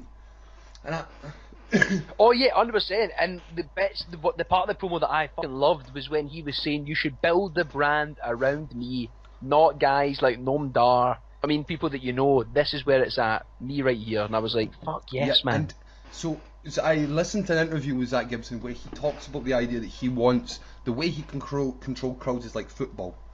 And you can tell that. You can tell that there is an absolute kind of, let's get invested and let's get the crowd completely into everything I'm doing right now. Fucking, they went from standing up, so if you hate Zach Gibson, stand up, to if you hate Zach Gibson, take your shoes off. And he, I love that, absolutely. Oh, amazing! And then he says, amazing line, turn my microphone up. And you're like, yes, because he's in control. He's the star, and that makes you want to hate him even more. Oh yeah, 10 out of 10 for this. I think if anyone wants to see NXT UK, if you want to see a snippet of what UK is about, watch that promo and don't tell me that it's not fucking amazing. Yeah. Oh, and although he's not my pick, he does seem like the main frontrunner to take the title off of Dunne, or give him the best challenge he's had was yet. It Dakota Kai? Oh, you got me. It was actually a little more. But after I've seen the first match, I was like, I'm changing my choice. Ligero with that fucking British attire and the British belt. Fucking. No, yeah. Is that, and so he calls out Noam Dar, being like, "Why did you give him a title shot?" So then Dar comes out, and Dar's gonna get there. I can sense that he's shaking off all the bad year of WWE. But he did something that kind of pissed me off, which was he just came out and took his jacket off, and I was like, "Come on, mate." He's just like, he's talked shit about you. Like, beat him up if you can do anything. Yeah, stop showing us your nice body. We know you've had time off to get jacked, mate. I don't need to see it again. And then we had some real old school GMing. As they were about to face up, Johnny Saint comes up and doesn't say we're going to have a match. Doesn't say, hey, you guys can't fight yet. He just says, get to my office now. Yeah. He's like getting docked a week's wages, boys. A cheeky wee spanking there. He looks like a wee spank. Wooden paddle. He's that old, mate. He could have a wooden paddle. So but I like Johnny saying it shouldn't work, but it does. Yeah, I know, it does kind of seems like a pointless GM in a way. Like, he's just there so people know that they've got, kind of like Drake Maverick in 205. They're just like, we have to have someone running this show, so fucking just get this guy in. We're not going to admit it's Triple H. Man's too busy right now, guys. Alright, he's not going to come over here. And next week when fucking Travis Banks get attacked, spoiler, so and he gets down on one knee, and I was terrified. I was like, can he get back up? Are they going to cut away before he gets back up on his two legs? But no, he can still stand. He might come back for a match. You never know. And then we had Ashton Smith vs Tucker. Oh, Jesus Christ. For worst match on the card, man. Probably the worst match, for me anyway, of the NXT UK Really? series, man. It was, when I say bad match, that's It was being a harsh, actually. nothing match. I mean, it just wasn't. Yeah, it wasn't invested in this match compared to anyone else's, even Dakota Kai's match. It was not bad. I mean, Ashton Smith, he was in the UK tournament. He was okay. You got to love Tucker. Yeah, Tucker. I really like Tucker. I want to like Tucker. Yes. Ashton Smith. I've not seen anything like amazing from Ashton Smith, and I actually think with his body type, because he's got a very particular body type, he really has to do something quite special. Otherwise, he kind of just looks like this big lanky dude. And so he did just feel like this big lanky dude, and he won. And so they're trying to build something out of him. Oh, 100%, yeah. He won with the DDT, but I think this was kind of a match that the UK wrestling fans are some of the best fans in the world. They really made this match feel a bit more rowdier than it should have been, because they were constantly chanting, whoop, every time. But yeah, decent match, man. I put down a 6.5 for this. I didn't have much else to say on I gave it a solid 5 out of 10. Ooh. It's like that's a half point. It's like nothing bad, nothing good. It was there. And Ashton Smith is the kind of guy that I was saying, if you put him in a tag team, I think he could be interesting. Oh, 100%, man. Yeah, that's a good idea. Yeah, him and either a bigger guy or a smaller guy, but somewhere where his body type can like look interesting. Because I think by himself he just kind of looks like this tall, lanky dude. Yeah. And then the main event. The main event is the last King of Scotland, our boy, Barry from Denniston. Wolfgang. Barry from Denniston. That should just be his gimmick. Barry from Denniston. It is Wolfgang versus Mustache Mountain's Tyler Bate, strong boy. When I saw the match, when I saw the match card, like the announcement of it, I was like, yes, I'm excited for this match because we love both these dudes. But then when it got down to it, and I liked this match, I'm not saying it's a bad match, but because we'd had Pete Dunne the week before, and obviously you got to present Pete Dunne as a champ and all that, and then they'd present Tyler Bate, who's basically the second main guy after Pete Dunne. I was like, I don't think it's the best idea putting it with Wolfgang, because we know that this is going to be a Tyler Bate moment. Do you know what I mean? Yeah, it's kind of, you're making Wolfgang look weak right from the get-go just by booking this match, because everyone knows Tyler Bate and how much of an attraction he is to this brand so alone. You're looking more at Tyler Bate than you are at Wolfgang, and so Wolfgang seems underwhelming, which I can get. I'm a massive fan of Wolfgang, massive fan, just because I think that he's got a look that's really original. He's got a wrestling style that's really original, because I like the mix of heavy and high flying. But he just comes across as the other guy to Tyler Bate. Whereas if you, for example, had Tyler Bate vs Tucker and Ashton Smith v Wolfgang, it would be more competitive. Do you know what I mean?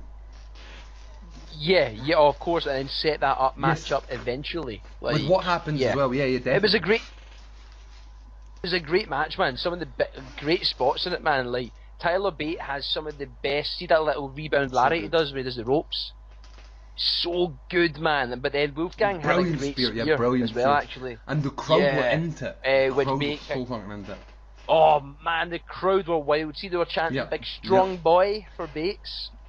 That guy's so fucking strong for the size of him. That guy is tiny, and the actual real core strength he's got, incredible. Like, guy could pick up an F5 Lesnar easily. So I've heard a lot of people shit on Wolfgang recently, and I will say my one flaw to Wolfgang.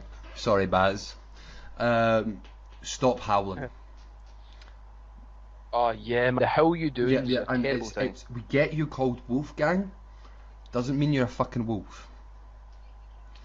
Yeah, you can't be the last King of Scotland and the wolf, mate. You can't do it, like, and it's just a kind of, it just it's a bit silly. It really does take away from him. But I thought when he came out, he looked great. His hair was cool. He looked a fucking Viking, he's got a man. great look to him. He looks like a guy that would beat the shit out of you. And so that was weird for me, that when he misses the fucking Swanton and then Tyler hits the Tyler driver and he wins clean and all that, and I was like, yeah, that's all right, but I feel Wolfgang's lost out on this. Oh, 100%. Yeah, it was a match you kind of expected, kind of interference or some form of DQ finished, that way both guys look strong.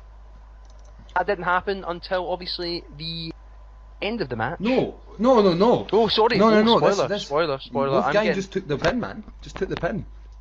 And I think he did a handshake even. I think he was a really cheeky. Well played, little boy. Well played. How long do you think it will be until Tyler Bate gets put back into the championships? Then from a long time. Yeah, you think they're going to go tag? Yeah, I think they're definitely going to go tag, and I actually, I would say I think they I'm getting my Progress storylines mixed up, but I would have liked to have seen Tyler Bate turn on British Strong Style, if anything. Yeah, they could do it eventually, man. There's still time, I guess. Once they build that relationship on the brand, the UK brand, they could easily. Really established that Pete Dunne, Tyler Bate relationship. We don't really know what that is. Because you only get to see it on the indies. So for me, British Strong Style was like the 3 entity. To me, it would be interesting that Tyler Bate gets jealous of Pete Dunne after a while, but because they've been enemies and like opponents in WWE, don't know if that would work. I just keep on. I can't, and we'll talk about this because it happens in the third episode and 4th episode. I severely think Travis Banks. It needs to be on the show. Oh, 100%, man. The guy is amazing. And like star power wise, he's a big one. Yeah. Oh, yeah. He showed that. You could see as well what WWE thought of him at the UK Championship. He got the best entrance out of every wrestler, and he just was amazing. And it was sad to see him get injured.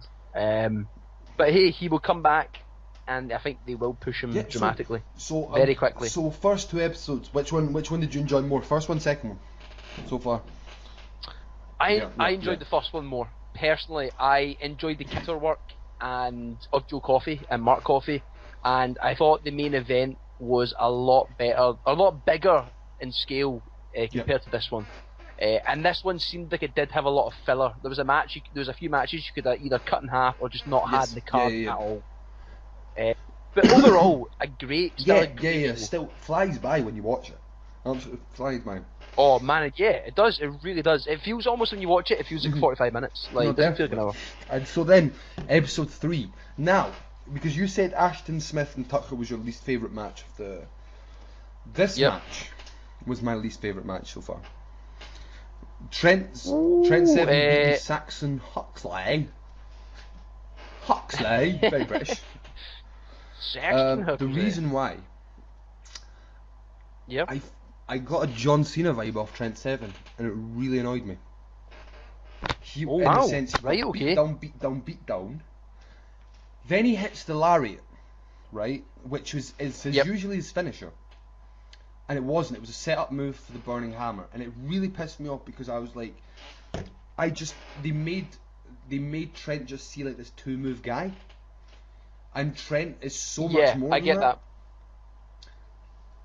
Yeah, I don't want them to over-rely on his gimmick of being the happy, chatty, mustache mountain dude. Because he... as well, weirdly enough, if you actually take promo work, like actual on the mic, Trent is the strongest out of the 3. But because of the way WWE's booking it, he seems like they're just the 3rd member. Yes. He's the joke, almost. He's the comic relief. Yeah. He's like almost like the big dumb guy. He's like, oh yeah.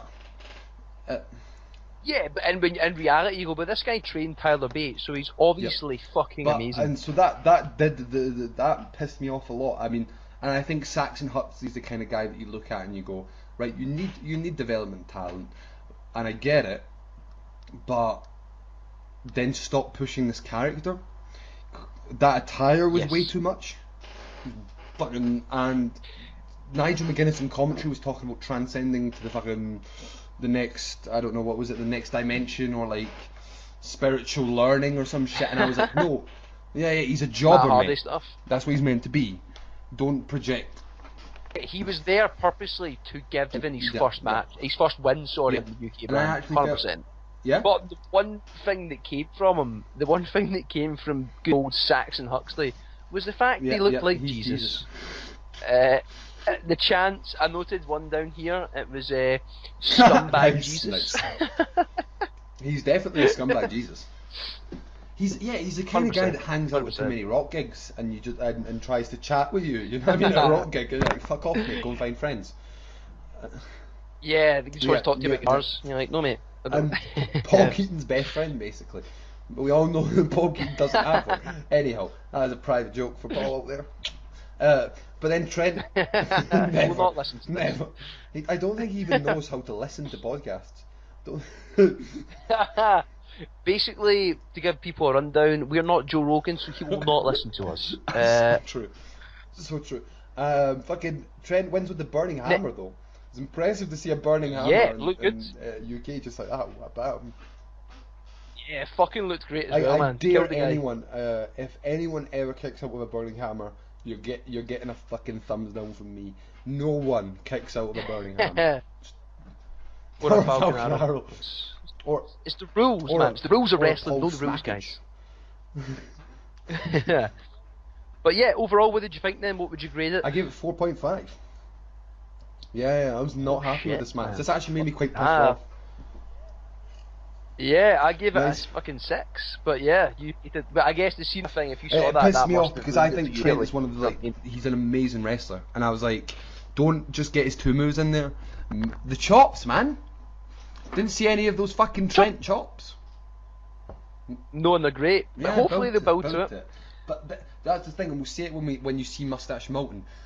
They're so established as characters, it's like now they don't evolve. Do you know what I mean? They are that because that's what they've been presented in the WWE like American brand, and that pisses me off a wee bit. But anyhow, second match was Mark Coffey versus your favourite wrestler we've learned on this podcast, Flash Morgan Webster Gallagher. Yeah, accompanied by Joe Coffey. Flash Morgan Bowl Cut Webster. Oh man, so bad. So bad. And his pinstripe boot, can't forget. God. What did you think, man? What was your thoughts? I enjoyed it. I like Mark Coffey. I like the Coffeys, what they're doing with it. My major issue with it, I did have a big issue with this match, was that Morgan won, right? And that ain't a problem in itself. But Morgan was able to. So there was the ending kind of spot was he does the Hurricane Rana, which was a very nice Hurricane Rana around the ring post to Mark. Yep. Mark rolls back in the ring, and he's able to fucking. Basically, my big issue is that he's able to knock off Joe Coffey and beat Mark Coffey. And I was like, so you've been able to beat both Coffeys, basically. Yeah, actually, I was annoyed with the crucifix pinfall. That really bothered me. It just makes Mark look weak in comparison to when Joe destroyed Andrews. And I thought they were going to do it. I would have liked way more that he maybe got back in the ring, got up to the top rope to do whatever like normal jobbery fucking top rope finisher that he has, and Joe just hits him. Because it's like, no, I don't want to take a win. Yeah. I don't want to take a loss. Do you know what I mean? And then you can start also slowly, because you don't want to do it yet, but establish that Mark and Joe have issues as well, that like they're trying to outdo each other. Yes, that'd be cool. But so that was my issue. But I don't think it was anything really bad. I just think they need to watch out for Mark Coffey looking like the shittier version of Joe Coffey. But you do not want the kind of similar to what they did with Jeff and Matt, I guess. You know, Jeff can have a great solo run, but Matt kind of valuable in a tag team, in a sense.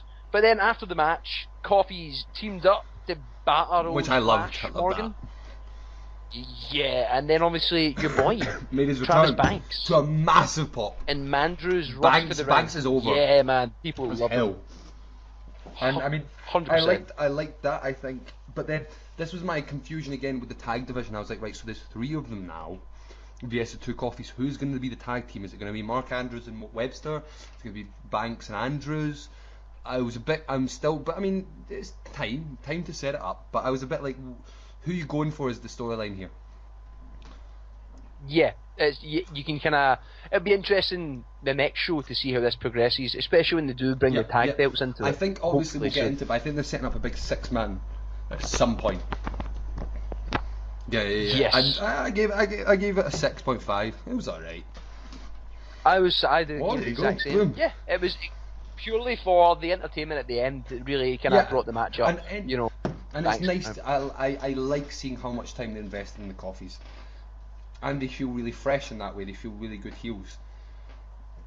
Oh yeah, and because this is the only time you've ever seen them, you know, on like WWE TV. It's nice, you know. I would say there's the one interesting thing for us Scottish fans that this December they've moved it to December. Joe and Mark are in a rivalry in ICW. Ah, yeah, okay. No, Who they're they facing each rival other. That's with? what I mean.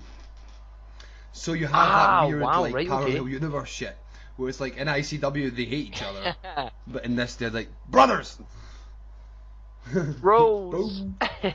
So I got to ask you, next match, Danny Burke has arrived in fucking NXT UK. Do you love it?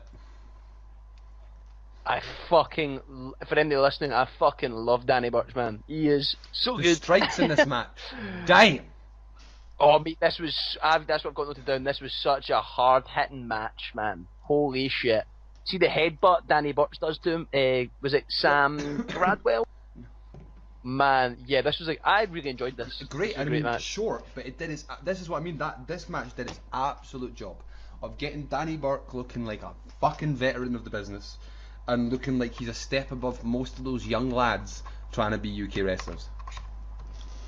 Oh yeah, and afterwards he also So yeah, he challenged says, oh yeah, I've been doing this for 10 years, trying to get the British style out there, and he goes, I've been doing British strong style since Pete Dunne has been in nappies. Bam. and so Sit you down, marked Pete up like a Dunne. motherfucker, didn't you, Darren? Oh man, yeah. This guy, when we seen him at the UK Championship, he was great, and then the stuff he was doing with Lorcan against Undisputed was Yes. fucking amazing. And it's just cool to see him getting a push and hopefully becoming a kind of household name in this brand. Yeah. Great, really enjoyed it. And Vic Joseph, we've criticised him. He said it was the hardest hitting match of NXT UK so far. Well played, mate. One thing you've done right. He's got eyes. Well played. Yeah, you know how to watch from now apparently for one match. He was actually stopped fucking tweeting Vince McMahon to look at the match. Well played, Vic Joseph. But yeah, this match I've got a 8 because one, I love the hard hitting style. I love the promo at the end, and Dunn versus Burch is something I would love to It's see. happening this week. Fuck yeah, it's I didn't know confirmed that. for this week, Nice. so yeah, we'll be talking about it soon enough. Is Danny Burke the guy that you think is going to win the UK belt? He is not. Damn. So My pick is a long shot, however, and there's no development to it yet. But Is I it think Travis? there could be. No, it's not, man. But the more we name these wrestlers, the more I realise how absurd my pick is. I think I still think Mastiff is gonna. I think they're doing something special with Mastiff. Yeah, I feel that because there's not a lot of big guys, so I feel that they're keeping him quiet in the sense. I think they'll job people out for him for a while, and I could see Dunn not being able to handle a big guy, which I'd quite like. Do you know what I mean? 'Cause how can he hit That'd be the awesome. bitter That'd be end awesome. of Mastiff? Something like that. Do you know what I mean? Yeah. And then main event time. And oh man, this Zach match Gibson. was match The of the North night Star. for me. Oh yeah, I gave Danny Burke Sam Gradwell 7. It was good. I like Danny Yeah. Burke. I just hope he doesn't get lost in the NXT America thing because of this. We'll see. Yeah, We'll see. of course. Because I love the Orny Lurkin, Danny Burke tag team. Only. So, So good. number so good. what is their actual tag team name? I call them number because they just do 1 and 2. That's what it's called, number 1 and 2. I think it's something like that. I'm dumb. It's so They're funny. great. So yeah, Zach Gibson v Noam Dar. Now these two submission guys. So it was a lot of working the leg. A lot of it, the start of it as well, revolving yeah. shoes. Yeah, Don't forget, And yeah. that's the thing. Zach Gibson doesn't need to do much in a match for the fans to get invested. the minute he comes out, because they know who he is or his prior work, he is immediately hated and gets so much heat. This was a really clever match because, like I said, Dar against Pete Dunne, still more over than Dar. But putting Noam Dar against Zach Gibson, Noam Dar suddenly becomes a fucking massive babyface. Oh, 100%. Fucking, especially selling the knee. And fucking Zach Gibson throwing him into the ring post. Just fucking being a nasty bastard. And he actually won with a pinfall with the Helter Skelter. Yeah, man. Helter Skelter, man. What a great name. Reference that Liverpool Beatles. And fucking, you know it. Noam Dar gets a standing ovation afterwards. Very nice, really nice. Yeah. But yeah, I think if anything to show, I've got an 8 out of 10 for this. I just think the 3 events of NXT UK so far, like what we've spoke about, have been that's the thing great. That's weirdly amazing, is that every main event, or one match at least per show, is something that you can talk about in the week of wrestling. They really stand out as like a real good match. So that's what's important for the product going forward, is having that attraction of, oh, have you heard about this match? Have you seen that match? No, go and watch it. Fucking NXT UK, boom. And people, hopefully, all around the world start to go, yeah, fucking NXT UK, that's where it's at for a good fucking wrestling match. Oh, 100%. And I think one thing I failed to mention, actually, which has impressed me, is the camera work and also the venues. And I hope our recordings that come out, the venues they're picking are just stunning to look at, man. Like, they're great. So we got one more episode, and then I'm excited. I'm excited for the next episode. I mean, it's all been very good stuff. Fucking starts off. So I think this was weird that they put 2 episodes out in 1 week. I think they could have made one big episode. That would have felt a bit like a 2 hour long, instead of doing 2 1 hours, because it kind of just made that 1 hour format feel repetitive, because having 2 back to back. Yeah. But hey, there's little complaints. You fucking complain when you can. So we finally had a tag team match with Mustache Mountain facing Sam Gradwell and Saxon Huxley. Are they going to be the first UK champions? Yeah. Saxon Huxley and Sam Gradwell. So are they called Sam Huxley or Saxon Gradwell? Oh my god, the birth of Gruxley. Yeah, this was a really short match, and I think it was just obviously to show what Mustache Mountain were all about and how much these guys were jobbers. I got it in my notes. I went, all right, match. It was there to put Mustache Mountain over. Thing is, they already are. Yeah, they killed them, man. What was it? The double clothesline suplex combo, pin. Yeah. I mean, Gradwell and Huxley tried to pretend that they were a tag team. They did like a spine buster backstabber combo. It was alright. I just think because the first episode, like Coffey and Andrews had this really kind of like straight into wrestling, and it was like a really competitive match. Yeah. This kind of started to kind of meh. Kind of just felt like, oh, so you're doing matches to put guys over, and you actually look at the full cards of this episode, and that's kind of what it was the whole time. So that's definitely when you can see that it's episodes to start out. So hopefully this won't happen in like a month's time. Yeah. I was gutted here because it was originally the main event was meant to be Wolfgang Travis Banks, which I'd already got my lubricant out for. But sadly, seen backstage having been jumped. I wonder who by. Probably the Coffees, right? Nikki Cross. Johnny Gargano got on an airplane and just hit someone and ran away. Just actually gimmick now, man. Oh, we'll get into fucking Candice LeRae's makeup. Well, that's something else. That's a character, Jen. But yeah, right. Let's talk about it here. So Eddie Dennis, 4 weeks of video footage. He starts off the first one kind of going, I was with Pete Dunne and Andrews back in the day, and I've got stories to tell. Ooh. I'm like, right, cool. And they're obviously stealing from the Progress storyline for anyone who's watched Progress. But for anyone who didn't, it's like, what is he hinting at? And then so next video package is him talking about the fact that he had to sit back and watch Banks, Dunn and Andrews and Bates kind of be stars of the UK division while he was sat back and forgotten about. Then he explains that he got injured and nobody messaged him and nobody cared about him. And so now he's finally in the UK division, and none of his friends care, so he's going to have to prove his point, and he's going to have to go out there and steal the spotlight. And I was like, holy shit, you've made a star out of this man before he's even stepped in the ring. Yeah, it got me so excited, and I just hope they don't do a Brodus. I just comes up dancing. That's like, I'm going to show everyone what I'm about. I'm going to comes dance. up with the Matt Striker teacher gimmick. And it's all over. I'm very excited. I'm so excited to see him finally debut. I think he's going to be booked very strong, and he's going to kill absolutely everyone. I think there's something they've done really clever for people who know Eddie Dennis, and this is my opinion of Eddie Dennis. He's not the best in ring, and that ain't a problem. Because when you're built like that, you don't need to be good in the ring. It's all about winning. Yeah, when you're fucking scary. Yeah, so exactly. I was like, yes, you have covered the fact that probably he doesn't need to have 20-minute matches. He's going to come in there and be angry, and that's how you build a fucking great wrestler. So big props on the video work and all that. It was really, really building a great character that I'm excited to see what they do with. So back to the women's division. Got big Nina Samuels versus our very own, I believe, Isla Dawn. Is that correct? Yeah. This was rough.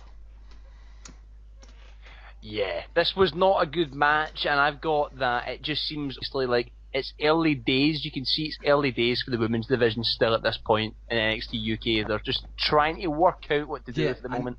And it's like they tried to make out the two women, Isla Dawn, look like a star, but she isn't. I'm sorry, she's there. She was so unimpressive in the UK Championship this year. She was by far the worst competitor in that triple threat for me earlier in the year. But she picked up a win. You need to, and because I think they're doing a tournament for the first women's UK women's champion.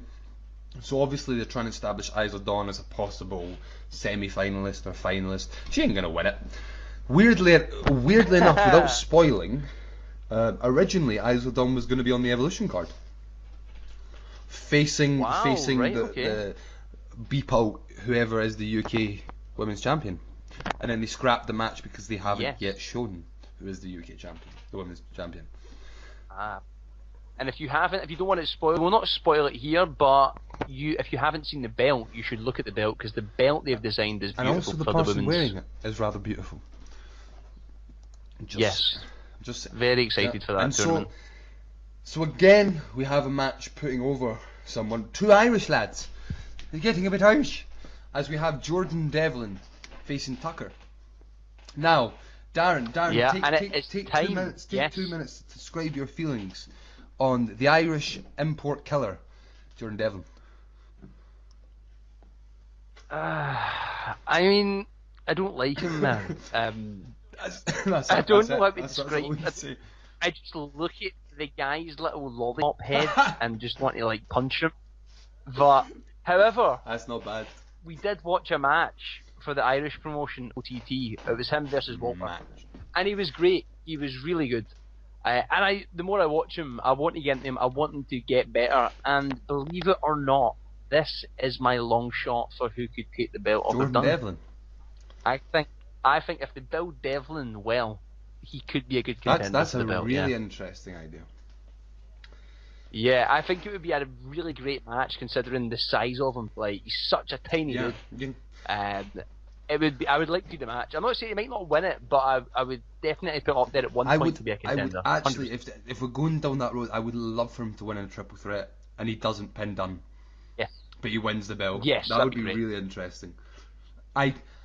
I like what they're doing with the heel stuff. So obviously the heel stuff kind of stemmed, I think, from the fact that when he came out in the UK tournament way back, he got the "you're just a shit Finn Balor" chant, and so WWE reacted straight away to that one, right, turn him heel, and it's good.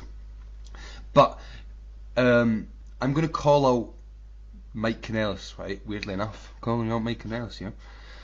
Mike Kanellis on 205 is a heel, right?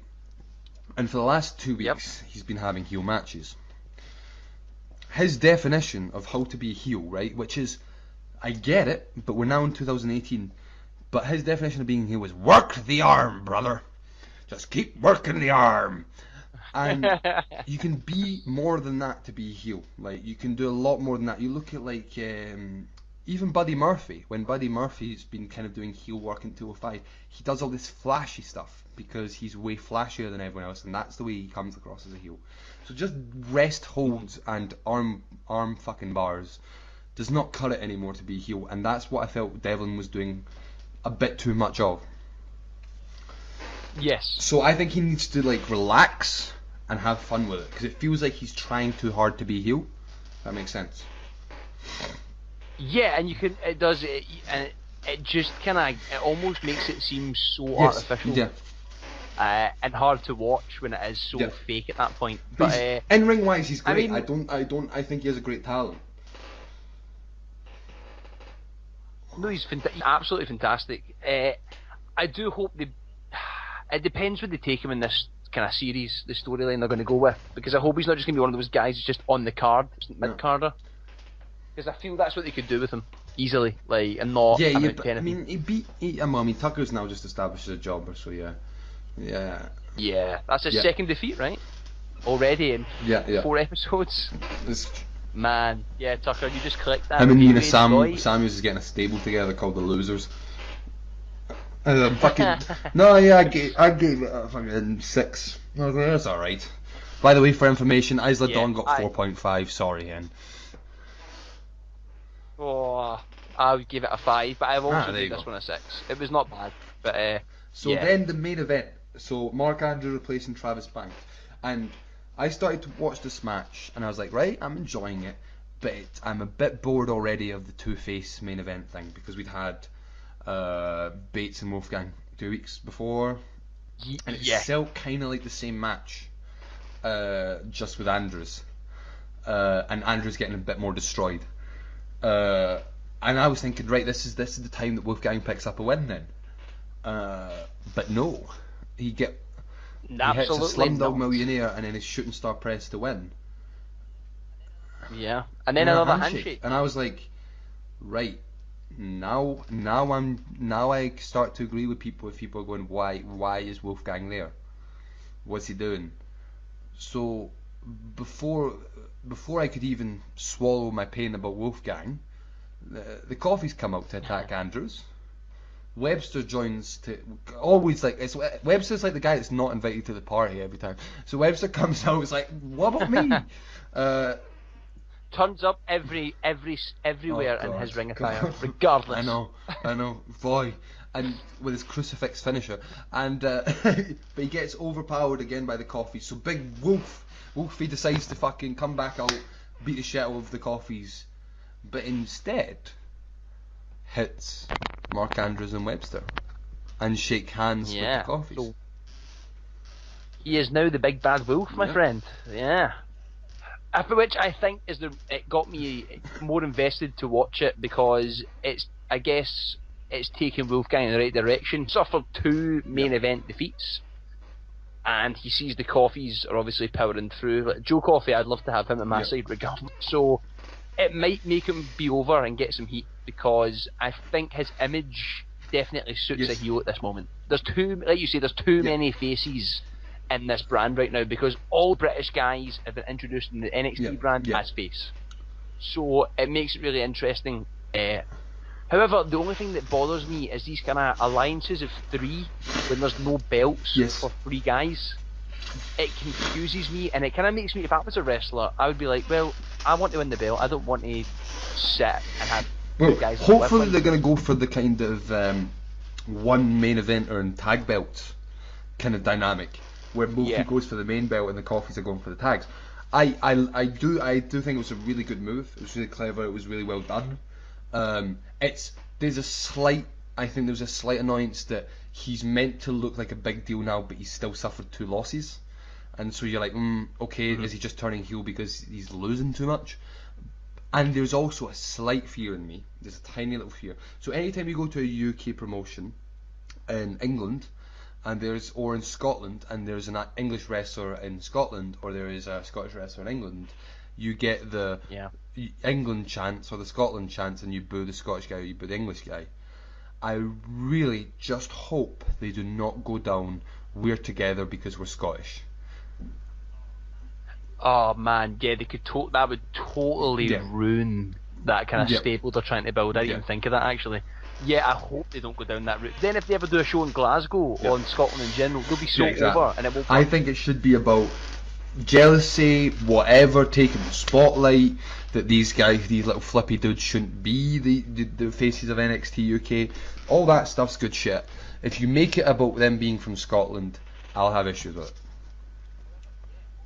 However, yeah, 100%, and it could the good part, I guess, that alliance, it could up with Moustache Mountain and Pete Dunne versus obviously Wolfgang Coffees, which would be very good. Hopefully, we'll get in the next few weeks Andrews, Webster, and Banks versus them three, and hopefully the Coffees and Wolfie need to pick up some big wins that feel big, but. It's setting up some good stuff. There's some really intriguing things going on with whose side you're on. Who's like Devlin? He could join in with this. You know what I mean? There seems to be like two sides of big faces and big heels, which is cool to start off the brand. They seem to really establishing some interesting stuff. And like I say, Danny Burke vs fucking Pete Dunne in the main event this week. I'm not complaining. No, that's exciting, man. That's going to be. Can't wait. Next podcast, we should definitely discuss it. You can just. Who are you going to cheer for? Because you love both guys. Oh. So win-win for me, mate. I obviously Dunne, man. I want Dunne to kill him at the same time. Yeah. I get that. But overall, man, so far NXT UK very impressive for us. Like just starting 4 episodes in, I'm very excited. It's crazy how good it is, and I actually think. Weirdly enough, because everyone can't have good moments at the same time, they are stealing NXT's thunder. NXT feels meh compared to, kind of feels like you know what's going to happen on NXT, whereas this feels really fresh and new. Oh, and also, I forgot to say this, I am so fucking buzzing for when Jenny debuts. Jenny. For when who? Ooh. Don't know, they didn't show any promos of her, they just show her name and her face. Like, I think they've done it twice. And Jenny's going to be something special because promo-wise, she is something else. Exciting stuff. Then that'll also boost the women's division. Yeah, 100%. Definitely. She'll be a big thing in the women's division as well. Yeah. So. Well played NXT UK so far. They've captured the UK essence while still putting it on this big global scale. So for once, we'll give WWE props. Well done, WWE. well done, Triple H. Well done, Crom. No, I'm sorry. And on that bombshell, let's now review Crom Joe. Round 2. Really excited to see how you've got two big thumbs up from UK guys. So hey, but I mean. Yeah, exactly. We're the main audience, so it doesn't surprise me that we're loving it, to be honest. Oh no, definitely not. It's great. I'm excited if there's any American fans are out there who are like, yeah, I hated this or I love this. Hit us up on why, and like if you've never seen these guys before, I'd be really interested to see what you think of these guys because we've been seeing these guys for quite a while now, so. Yeah, and we can also, if you're not big in these guys or you don't know a lot about them, we can also recommend some great matches from the indies before these guys signed from WWE that you definitely should watch, which could change your mind with the product easily. Just stay away from ICW right now. There's one guy I'm very sad. I'll say it. Mikey Whiplash would have been great in this roster, but I think WWE don't have an interest in him. Yeah, that is such a shame. Yeah. That is gutting because he's so good. I recently found out that a girl that I know who is my friend's wife in work, she actually sang an entrance for Mikey Whiplash. Oh, nice. Which was pretty cool. Yeah, man. But I think the next podcast, what will we be reviewing? We're going to talk about Survivor Series in the next podcast because Survivor Series will be because we'll be going on Sunday. It'll be the night of. I think so. Exciting stuff, then. Right. But we're talking about Survivor Series because we'll hopefully have a few more matches out for that. And NXT, we've got NXT Takeover. War Games coming on. War Games! Which will be exciting. we'll talk about it next week more, the match card, but it's exciting to see. Yeah. One of the things I'm interested in is whether or not the main event, whether or not the title match is going to be Velveteen via Ciampa, or they're going to make it a triple threat, because I don't know yet. That'll be very interesting. And we might delve into a little bit of because we always love talking about New Japan, and we're not ignoring New Japan. It's just a lot's been happening. Yes, definitely touch on the events that have happened, and hey, if you want it, we'll even mention a little bit of Mythical Cruise. Yeah, right? yeah. Get that out. Get it on the list, mate. We will get it on the list. But yeah, thank you for listening. We're back on a regular schedule, by the way. I was going to say that at the beginning, but I guess we'll say it at the end that we're back on a regular weekly schedule now. So join in with the discussion. Keep updated on letting us know what you would like to study in this lovely world of spandex. And hopefully soon we might have a little special about Bola, because hopefully Bola will be coming out soon. Oh, those trailers get me hyped. Yes, if you want 5 minutes to just have a massive excitement over wrestling, go onto PWG's YouTube channel and have yourself some fun. But yeah, fucking have a lovely week of wrestling. It's been a pleasure talking to Darren about some wrestling. Hells yeah, man. It's been crazy. Well, enjoy your week, and fucking don't mark out too much when you see Danny Burke now. I'll try and count how many veins are popping out of his skull. I'm very excited. And hopefully we'll be seeing Wild Boar, Mike Hitchman, very soon. Get on. We're going to try and get him in the podcast as soon as possible. Get him, Mike Hitchman, if you're listening to us. We really respect what you do. Please come on the podcast. Well, take care and have a lovely week. Until next time, I've been Dugbag. And I've been regular Darren. Selling that gimmick strong. Take care. Bye.